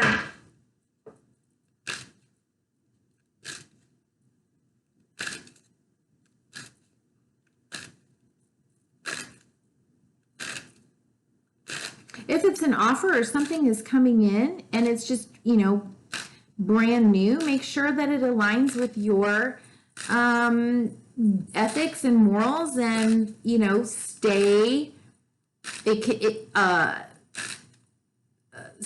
your integrity. It might sound good, but that doesn't mean that it is good. Make sure that you are really getting all the information that you need to make an informed choice about whatever this is, this move could be. I don't know. It's like you don't have the full story. Either you don't have the full story, and these cards came out, and I'm not sure which one landed where. Did they land like this? Did they land like this? Okay, that would give me a little bit more information. I don't know. So I'm just going to look at, there's something that is transforming, something that needs to come to an end or transform. But what is it? Will you listen to it? Will you pay attention to it? Or will you hold back? Or are you telling the truth? Is someone telling the truth? Are you getting news and gossip from somewhere and refusing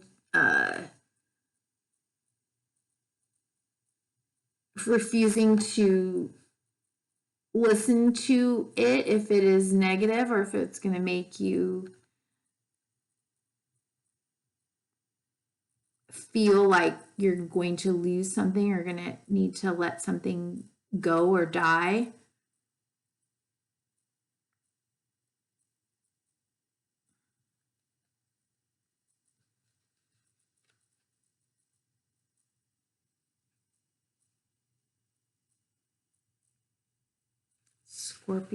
Scorpio card, death. The death card is the card of Scorpio. So the potential outcome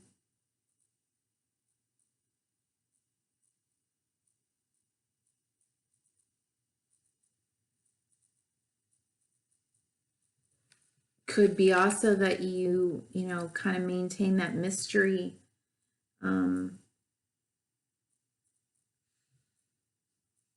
You're not really talking, you're not really telling people what your plan is, what you want, what you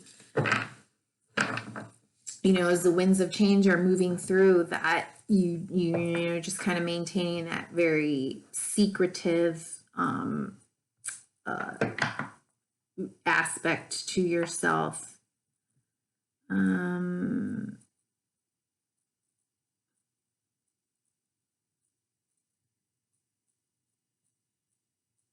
Could be if you're the one who wants to make a change or a move that you're not telling anyone. You're withholding information.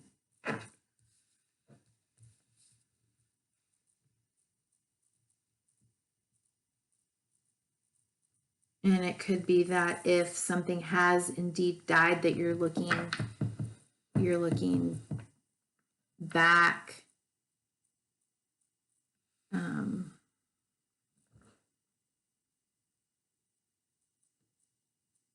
to maybe wishful thinking instead of, kind of acceptance. I'm not real sure. Let's see. What's going on here with this? Wait, why is this? Okay. What's going on here with the Page of Swords and Death and the Death card? Why is the Page of Swords here an outcome? So why is the Page of Swords? Just the Page of Swords. Why is the Page of Swords here?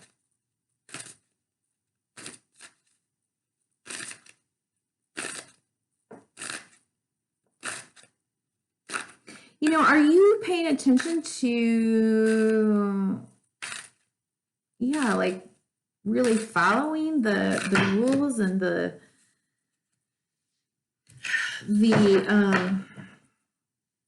like what's going on around us,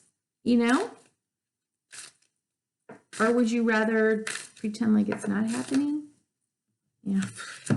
Jeez. 7 of Swords. So there's something secretive, something that's being held back here.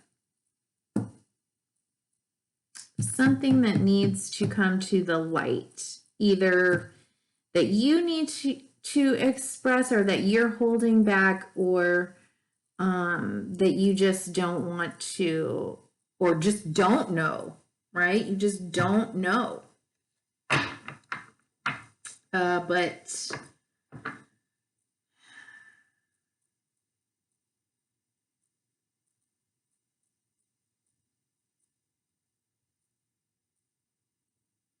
But there could be maybe other like little tidbits of information coming your direction, or whispers from your, sort of like moral, ethical, what do I say, your intuition, your spiritual teaching. Yeah. Oh, I'm having a hard time with this one. Why is the Death card here? There's a Death card here. Fool card sure does want to come out. Why is the Death card? So we'd have Death, new beginnings, but it hasn't come out. So it was at the bottom of the deck when the Seven of Swords came out. So you don't want to play the fool. You don't want to be the fool. You don't want to be foolish. But maybe it is time for something new.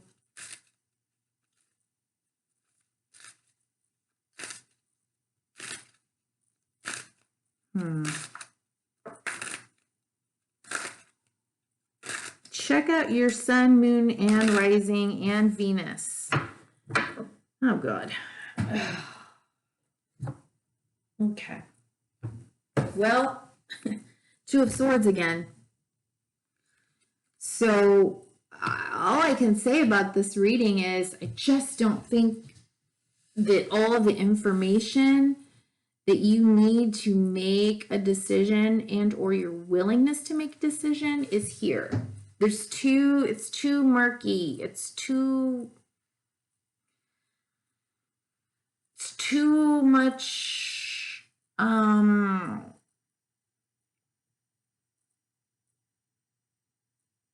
that's just not quite available to you. It's the only word I have. And Seven of Cups came here. Oh my God. Okay.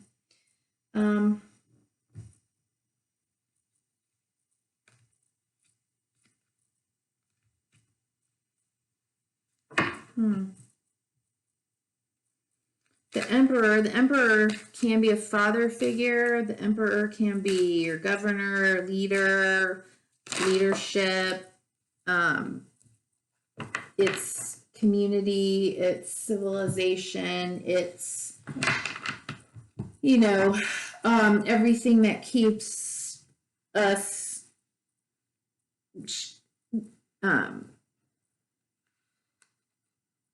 as people collectively like structured and organized. And it's also Aries energy. So that's at the bottom of the deck. All right. Well, let's see. You are safe, Archangel Michael. I am protecting you against lower energies and guarding you, your loved ones, and home.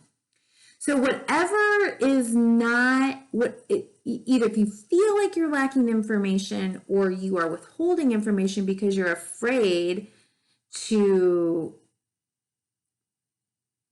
deal with something, just know that you are safe. You're being protected. If anyone is being deceptive towards you, you are protected. Okay?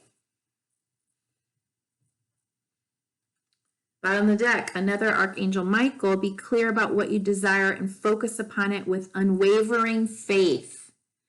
Okay, so faith. Okay. Faith.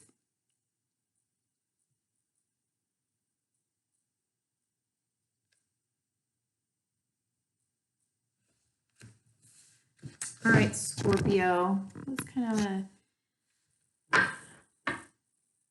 It was difficult for me. Like, I can imagine how this is you know, to be experiencing this energy. Thank you and be well. Take care of yourself. Okay, Sagittarius.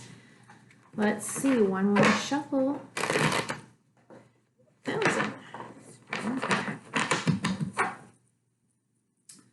Let's see what Sagittarius needs to know. What is the situation regarding love and abundance for Sagittarius? What is currently needing to focus on, deal with, look at? Okay. Woo. Knight of Cups. Okay, with the moon, the bottom of the deck. So for me,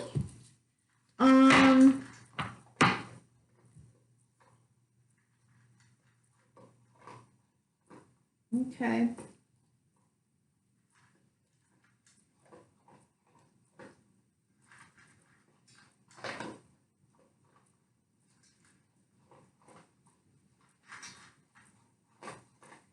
Could be an offer of love coming in, and or you are making an offer.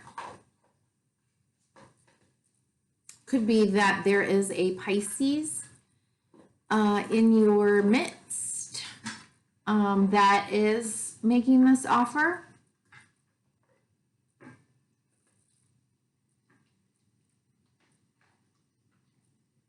The Knight of Cups is, it definitely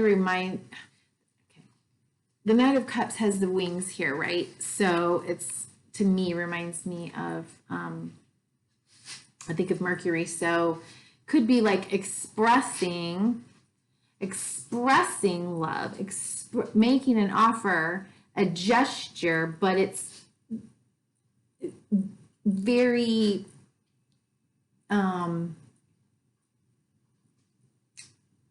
superficial, sort of nebulous, sort of romantic, pomp and circumstance, but not real deep.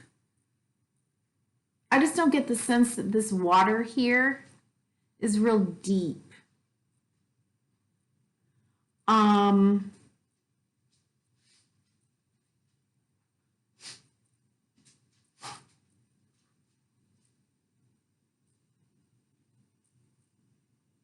It could be an apology coming in, something needing to be said. Well, we've got the Moon card here, and then underneath that is the Three of Pentacles. So kind of collaborating, working on something, maybe counseling.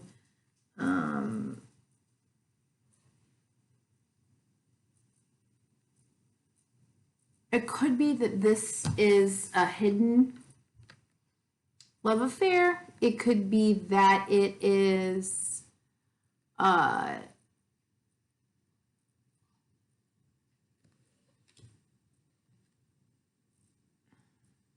there's two water sign energies here. That it's bringing up sort of like these things that are like your shadow is being illuminated here, or it's triggering it. Could be that the moon is making you feel like howling at the moon, you know, just kind of getting a little wild and crazy.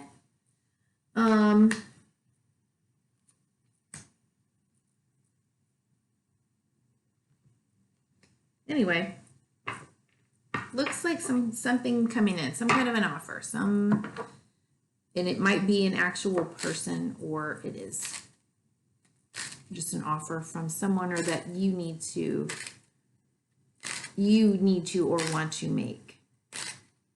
Okay. Let me get okay, let me get a clarifier, okay? Knight of Cups. Did I push play? Yeah. Why is the Knight of Cups here for Sagittarius. What's going on?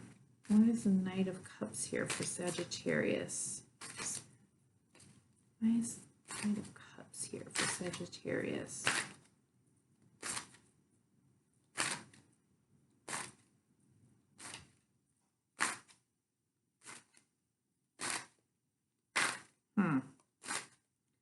Okay, Knight of Cups here for Sagittarius.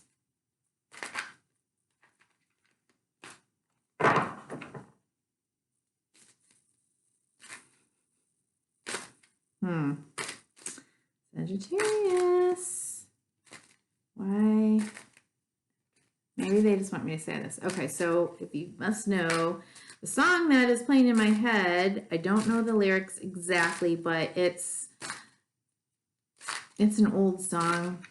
I have no clue who sings it, but it's third something romance, something rendezvous, and there's some kind of third-rate romance in the Emperor card. Ten of Pentacles. Okay. The Emperor. Aries. The Father. Or Divine Masculine. Structure. Rules, regulations. Ten of Pentacles.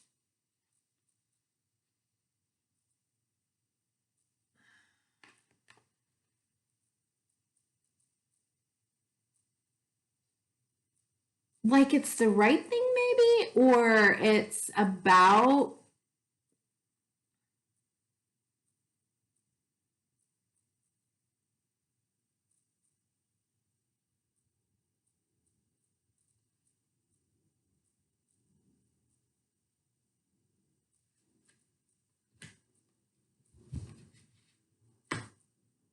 doing the right thing.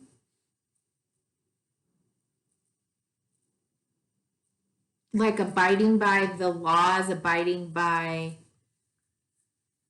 I don't know, what's expected.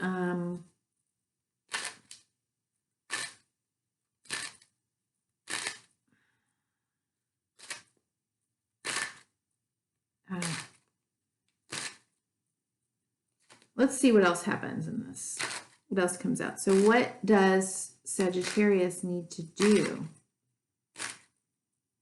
What could Sagittarius do with this offer coming in?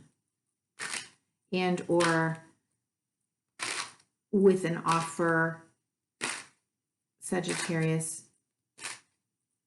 is making? Or with this Pisces person? Okay. Well, there it is again. Okay, we got the partnership.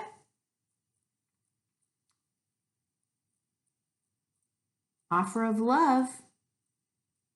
A mutual offer of their respective cups. Queen of Pentacles. Okay, this is the Earth energy. Put you down here. And Strength. Okay, card of Leo.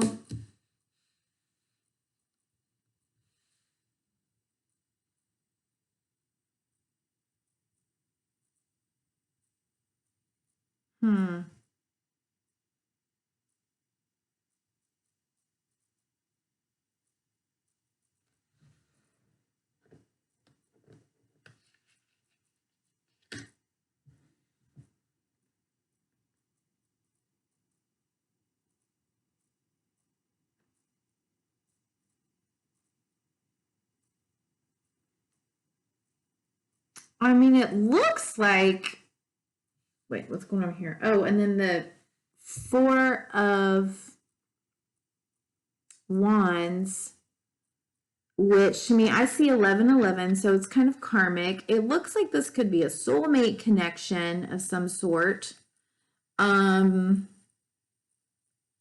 It's a card of celebration. Okay, looks like it could be a wedding there. Looks like these two could have gotten married.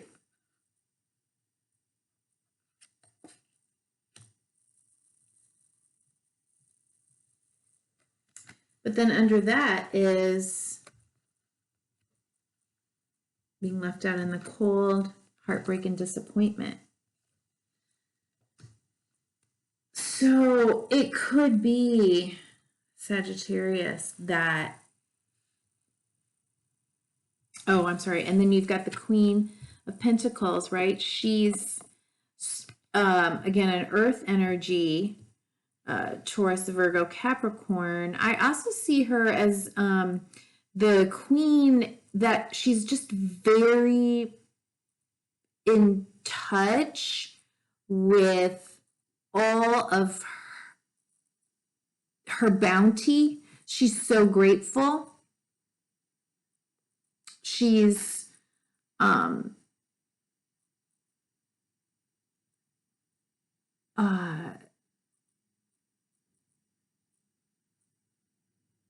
able to, she just 100% sits in this very quiet,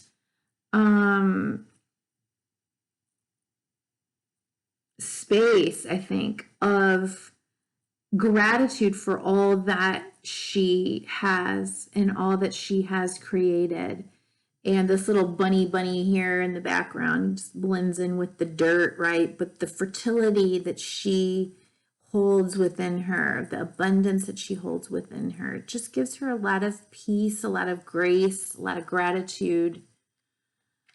And then we have strength. Card of Leo. But it's also the card that begins the second line of the major arcana cards. And the little eternity sign here is above her head. I just feel like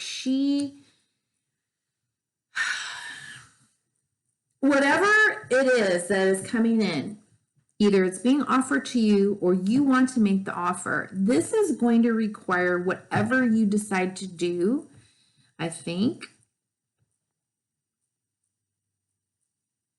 It's going to require you to be very strong, to be steady, grateful, very conscious,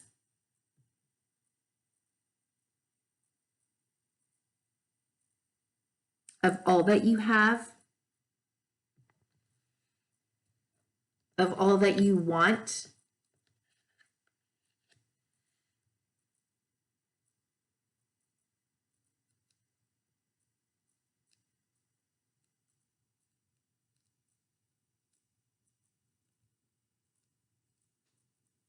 This is in the action position. I feel like it's like make the offer, right? Make the offer, take the offer.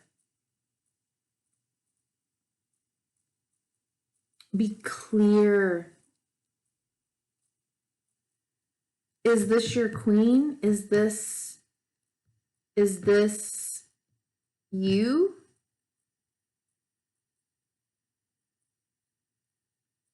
Whatever it is, though, I feel like you really just need to be very strong in taming. Remember, we had the moon card, the shadow being stirred up or coming to light as a part of this offer. And I feel that you really need to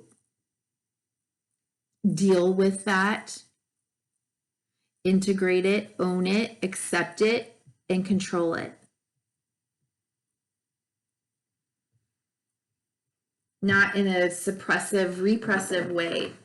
but in an integrative way, in a way that you can use and utilize and understand, not judge, not reject, so that you are manifesting a true soulmate connection. Stable.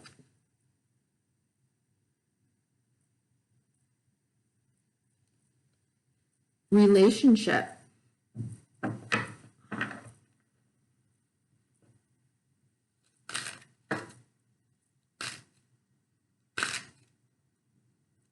The Strength card is part of Leo. I didn't say that already.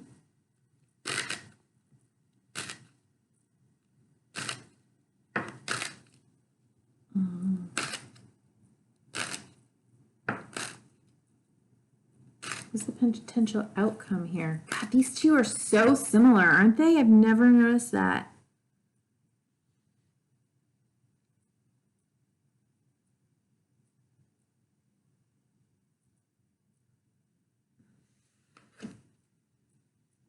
I mean, they just suddenly look very similar to me, but I don't know. They're supposed to be, but, you know, it's like this garland. Look, this garland, right? It looks like it's wrapped around her waist. They're both in that same sort of position. I'm wondering if this queen became the queen by being able to harness that, the more wild, darker, I don't want to say dark, but the shadow aspects of her self.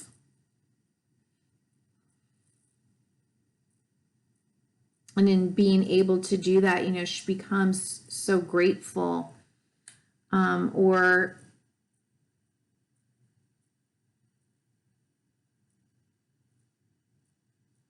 it's now like a shelter. It's a place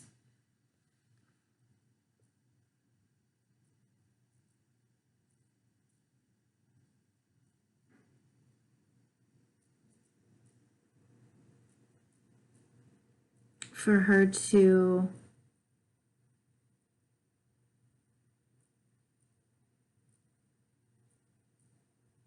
sit, reflect from, like I said, from how all that she's created and is able to create, and the abundance that she has in her life.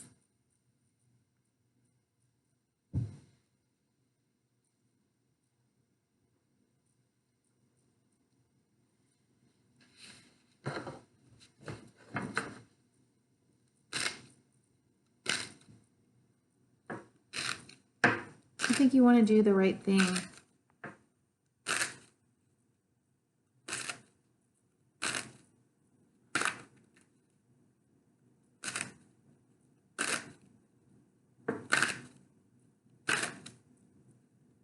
And what is the outcome? What is the potential outcome for Sagittarius?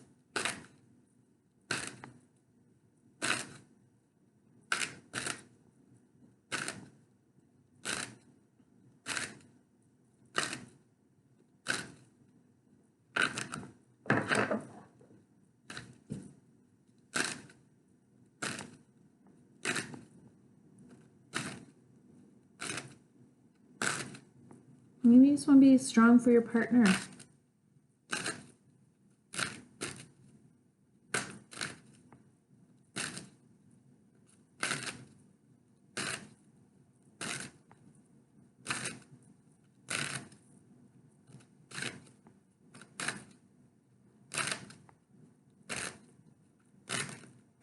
I don't know if I'm getting too tired or if it's just what's going on with this day. Like, I'm having a hard time. These cards are just kind of coming out. They're so, I don't know. Anyway, oops, we're not going to do all that. Okay. Potential outcome. What is the potential outcome here? Okay. I'm going to take these. Yeah, okay. Potential outcome is balancing of give and take, sharing. It could be, you know, we've got the scales of justice here. I don't know. There's also a card of change and conflict here. The bottom of the deck. Lots of work. A burden. Carrying a burden. Underneath that, card of walking away in order to find something more fulfilling. So again, the cards at the bottom of the deck are about the energies that are moving from the past through the present and then a little into the future. So it could be that you are struggling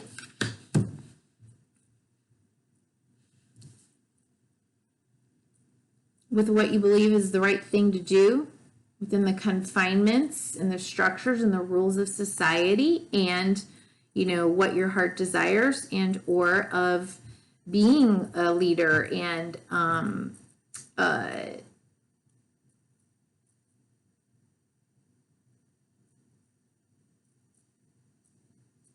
or an offer from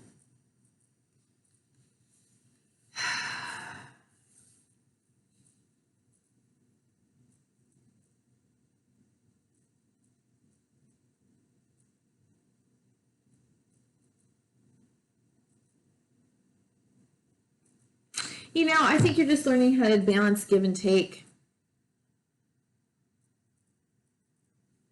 You know, there might be lots of, you know, just challenging fights and energy where there's no winner, there's no loser, but that's just what it feels like constantly. And it's just a constant battle. And, you know, someone always has to win, someone always has to lose. But that is just exhausting and goes nowhere. Gotta balance the give and take, right?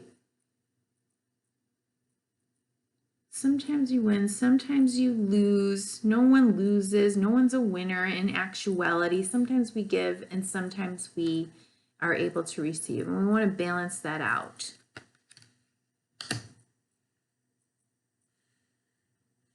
Let's see.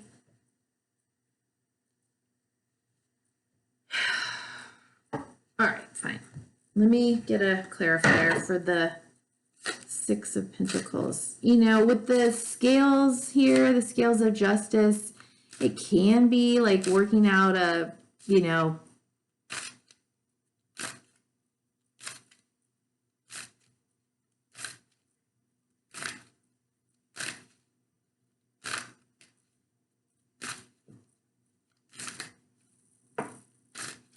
settlement with this Five of Swords under here and the Emperor, you know, the law.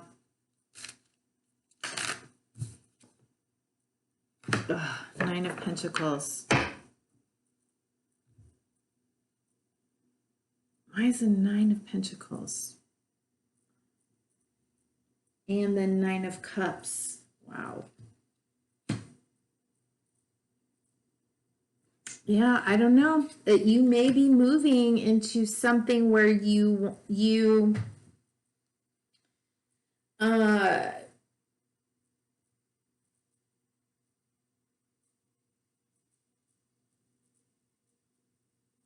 want more independence or are going to become independent,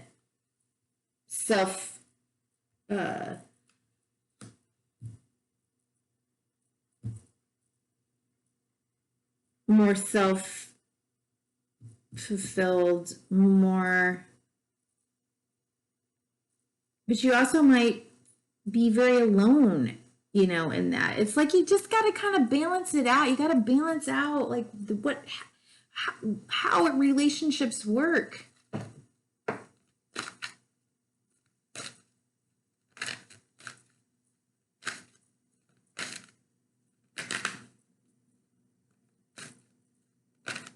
balancing out, you know, what you, the coin with the, with money, with emotions.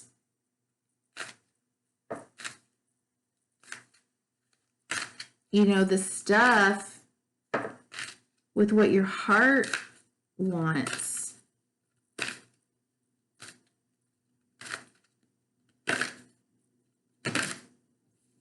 Okay. Take back your power. Archangel Raziel, use your God-given power and intention to manifest blessings in your life.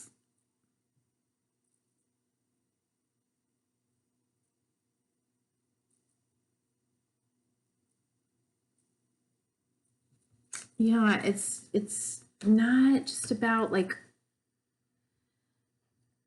presenting this knight in shining armor idea. It really is doing the hard work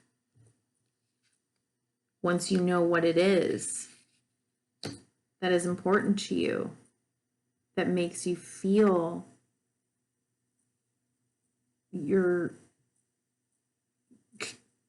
canopied and in a fulfilled sense of abundance. Gratitude is the word, I'm sorry. Prioritize, focus on your highest priorities. I will help get you organized and motivated. Ooh, Archangel Metatron, powerful. Focus on your highest priorities. I will help you get organized and motivated. So I think it's time to really, you know, go within. If we looked at that moon card, deal with the shadow. You know, that can help you to really kind of understand the dynamics going on, and help you to understand, you know, what do you want? Who do you want? In relationship, we're always kind of in this like struggle between, you know, ourself and the relationship, our partner. We're always balancing give and take. I'm so tired. I gotta move on. Sagittarius, be well. Take care. Okay, Capricorn, let's see what we've got for you regarding love and abundance. Does Capricorn need to focus on is the situation for Capricorn, for love and abundance? Capricorn, love and abundance.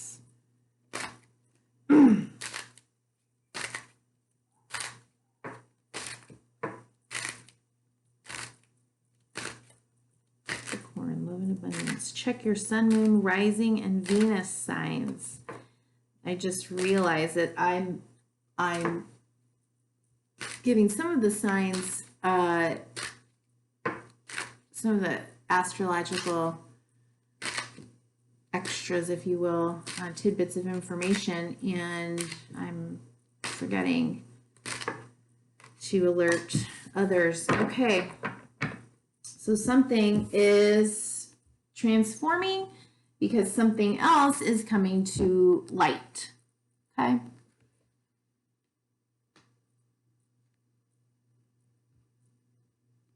Capricorn. Got the death card, which is also Scorpio. You know, we are transforming, letting go of things so that we can move into healing.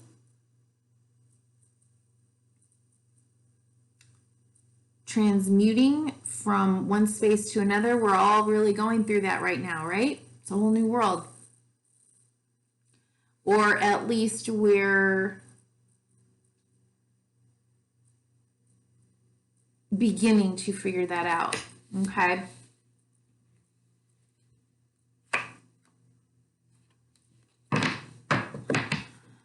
And it's kind of like you're going to have to look back at where you've been and figure out from that space of where you've been, how far you've come, what you've been through in the past in order to be able to move forward and decide where you are going.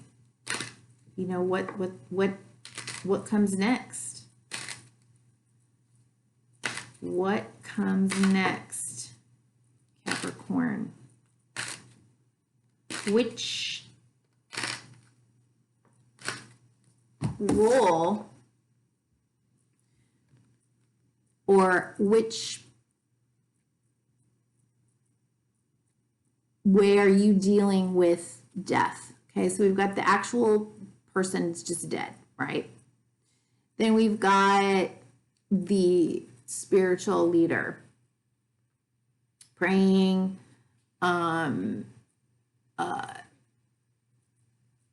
maybe even honoring that death is a part of life, helping others. We've got the lady who's fainting over here, can't deal, nope, not gonna do it. And then the child, just this innocent little being that's like watching this as if it's a parade, you know, maybe very naive, but also in the sort of naive wisdom, if you will, if it's kind of an oxymoron, but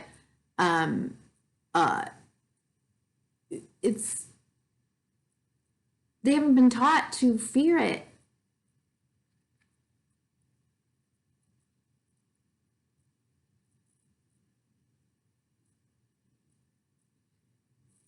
Not enough experience, maybe.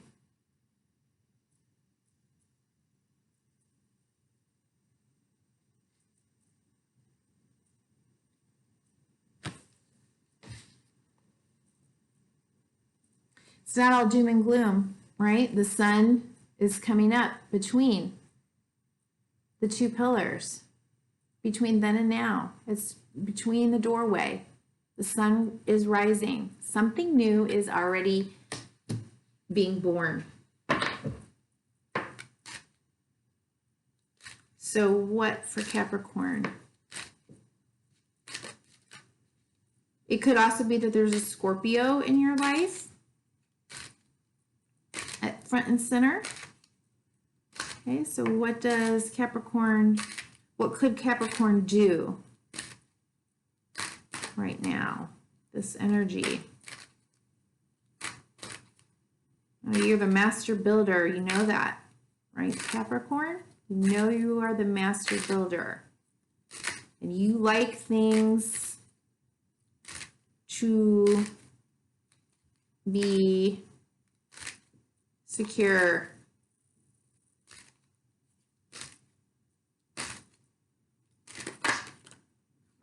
Gosh, you don't want to mess around. Yeah, okie dokie. Okay, gotta walk away from something. We can look at it as walking away from something or walking towards something more fulfilling. But it's time, okay? And in that, healing, new opportunity, grace, unconditional love, forgiveness, and healing from spirit. Turn this down here.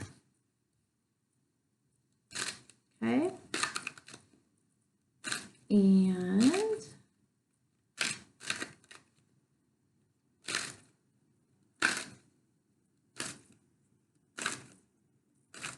not easy, right? It's not easy because these cups are still up.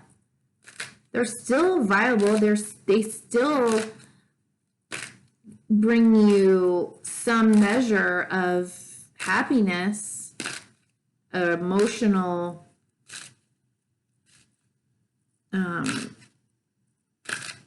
fulfillment, but they're not, it's not enough. We're going towards the 10 of Cups, and 8 at some point is not enough. We got to go to the 9. We got to walk towards something that's more fulfilling.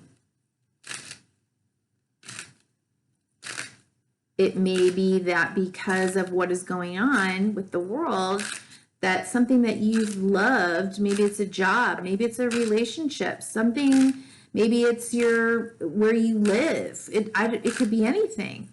Something that has brought you, you know, a certain measure of happiness and fulfillment can no longer provide that for you, and you've got to move on. Okay, so we got the Hermit. Wow, double Virgo. To me, this is double Virgo, which is interesting.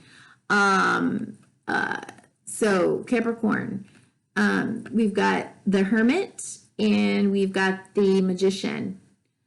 The Hermit, this is a potential outcome. It's time to climb that mountain and sit in meditation and figure out, you know, what is this all about? Be with yourself as we look at, you know, the process of life and death in life. And, you know,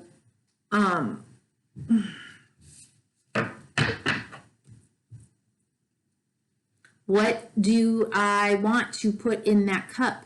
What do I want to put in that cup, that ninth cup that's going to make me feel good, fulfilled?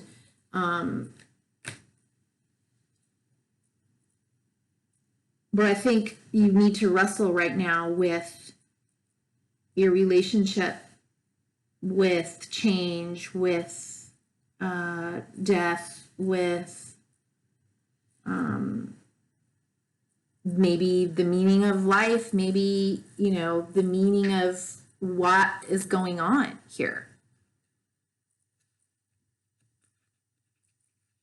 You know, how do I want to earn my money? How do I want to spend my money?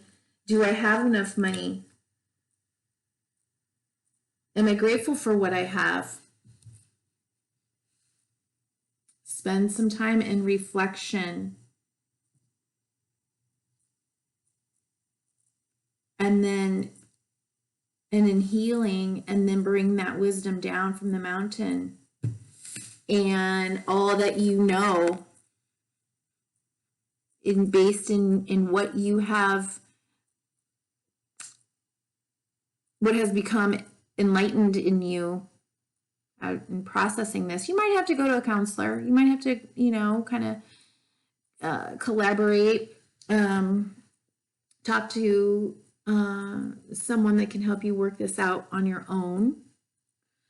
Then you come down from the mountain and you take everything that you have learned about life, very Capricornian, and you manifest it 100%. You've got everything that you need.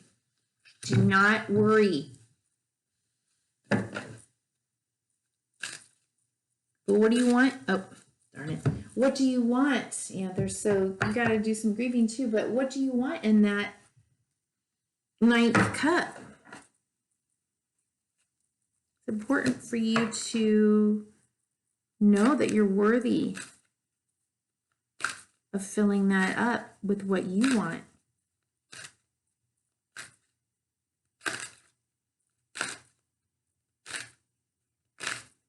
I don't know where this is coming from, but I just heard, you know, no, sometimes life does not feel fair. That is true. But it's fair. And this man knows it. The Hermit climbs that mountain to be wiser, to come back, to lead, to share his wisdom from being through these trials, losses, comfort. I am here. Oh, Archangel Azrael, I am with you in your time of need, helping your heart to heal. It might be that you're walking away from a relationship, Capricorn. Okay. Hope that helps. Be well. Aquarius. Yeah, okay. So, one more shuffle. Sorry, I'm looking at the time. Wow, almost at 3 hours. got to figure out how to do these faster. It's too much.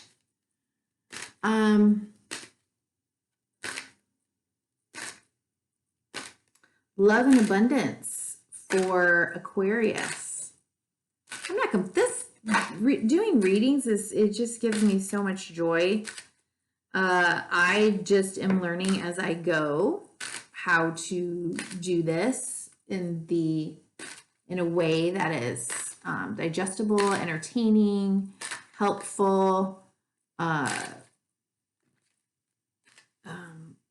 usable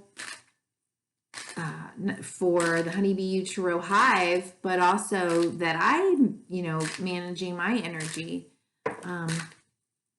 This had some just odd energy today. My heart it's almost feels like it's periodically like once skipping a beat. I used to get that all the time years ago. I don't even know who I'm talking to. Aquarius. Okay. So you're at the end of a long, almost 3 hours of doing all of the signs. So I'm trying to jazz myself up here. And maybe that's something I need to learn, is to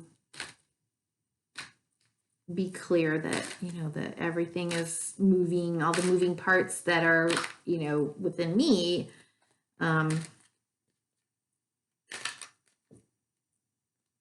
are optimal.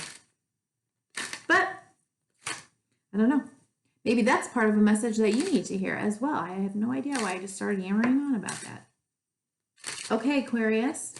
So, what do you need to know regarding love and abundance? Love and abundance for Aquarius. Love and abundance for Aquarius. Love and abundance. What does Aquarius need to know? Love and abundance. Thank you. Okay, so what comes next? Yep. What comes next? Okay. You may be in the position where you've already accepted it's a whole new world out there, baby. At the same time, we have just entered into the karmic nodal nodes of Aquarius in the South Node, Gemini in the North Node, and I think there's something else related to Aquarius. No, yeah, Aquarius in the North Node. So you may be like ready, like, hey, this is my gig, man. I get technology. I'm ready for this whole new world. What are we going to do with it? And I think that's kind of like the space maybe that you're in. You're ready.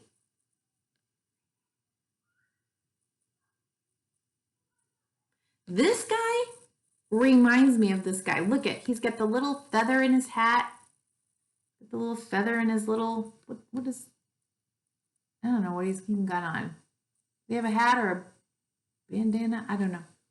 But the Fool is potential energy. It's all about potential.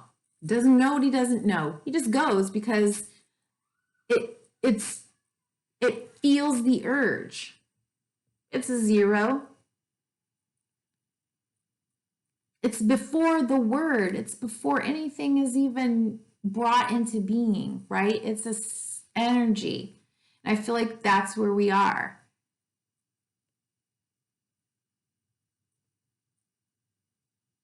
I know that's where we are. We're in complete potential right now. But the very human person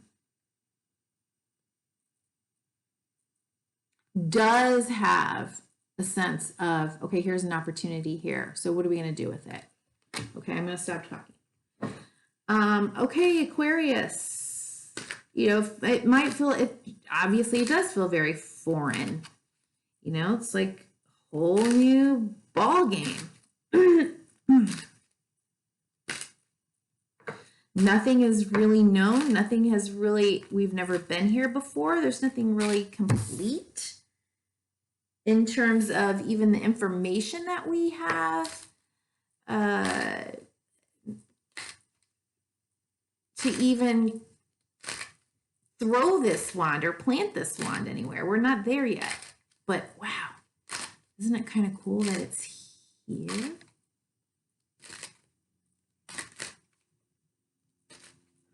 Okay. So for Aquarius, oh, whoa, no, that's like half the deck. So yeah, you are full of ideas in your head. Ideas, options, fantasies, what's behind door number 8 or 7, you know, an opportunity to create. I feel like this is what you're sensing, right? So let's dream about it. Let's fantasize about it. This is a superpower of yours. Look at these ideas. You know, what can we do? What can we create? What can I create? What's going to make me feel good?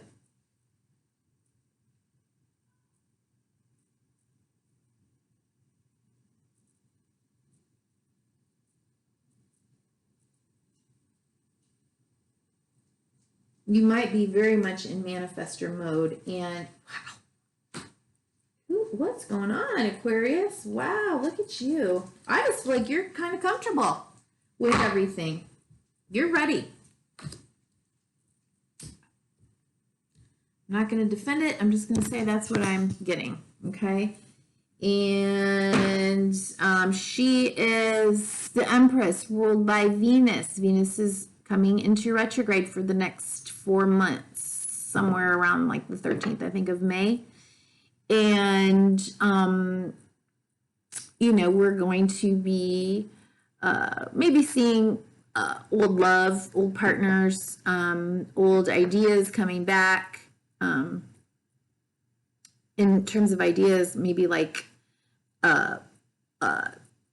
rethinking what it means for us to feel abundant, luxurious, beautiful, creative. She's 100% just sitting back in her glory. The manifestation of the 4 queens. She knows her power to create without a doubt. And she's going to create it all, baby. No doubt. And right under her, this deck has been shuffled. I can't even tell you how many times. Right under her is the High Priestess. So number 2, right? You may even have spidey senses about, you know, what we need to do next or where you want to go next in your life. You know, things that are sparking you to create and to understand that you are one with the cosmos, and that we collectively are one. And you it's kind of like maybe, you know, Aquarius, you just get it. So it's time for you to really think about what you want. Fantasize, dream.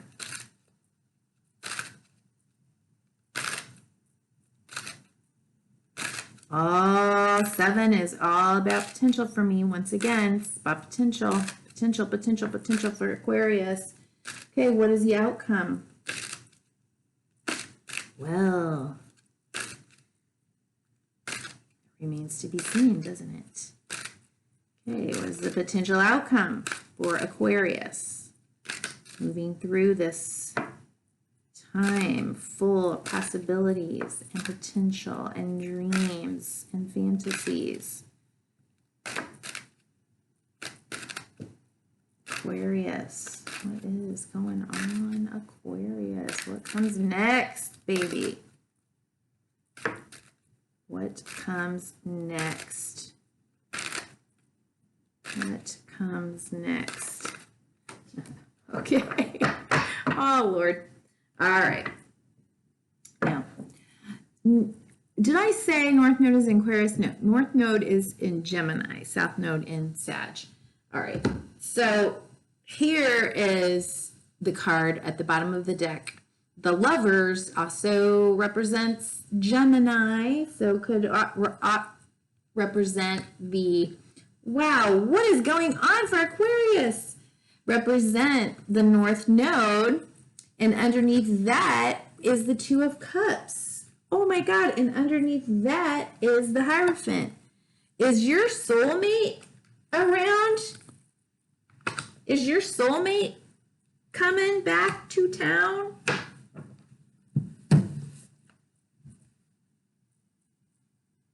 Soulmate. The past. Inner child.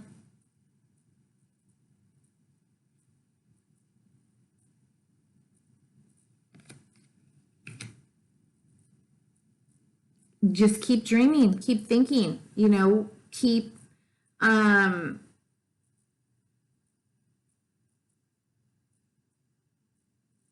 little, that it's almost like, wow, like your time is here. These cups full of possibility, and you know, these white stars, and I just keep thinking of, you know, Disneyland, Dream Upon a Star, and you know, what did you think about? What did you want as a child? What did you want in those cups? Likewise, like I said, I mean, you could have a soulmate.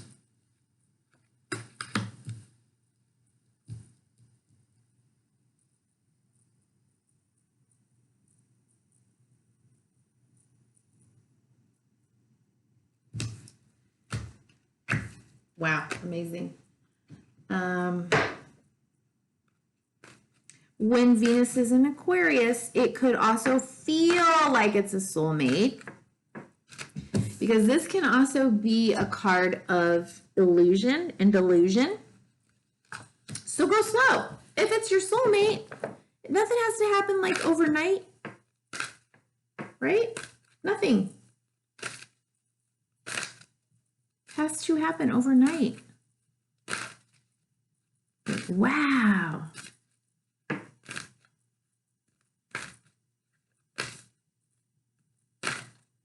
Does it feel good? Does it give you butterflies? Does it feel like butterflies, but in a comforting way?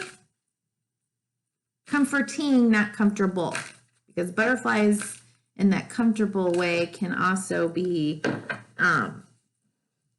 yeah, this lesson will be repeated until it is learned. So just trust me on that one.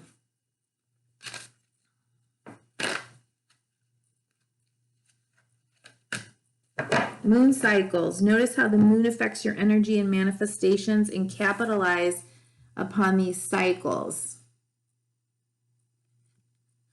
Yeah.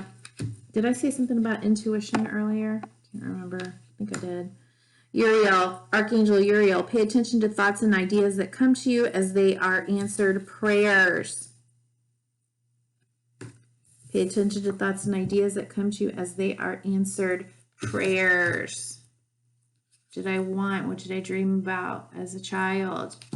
Who do I want? What comes next?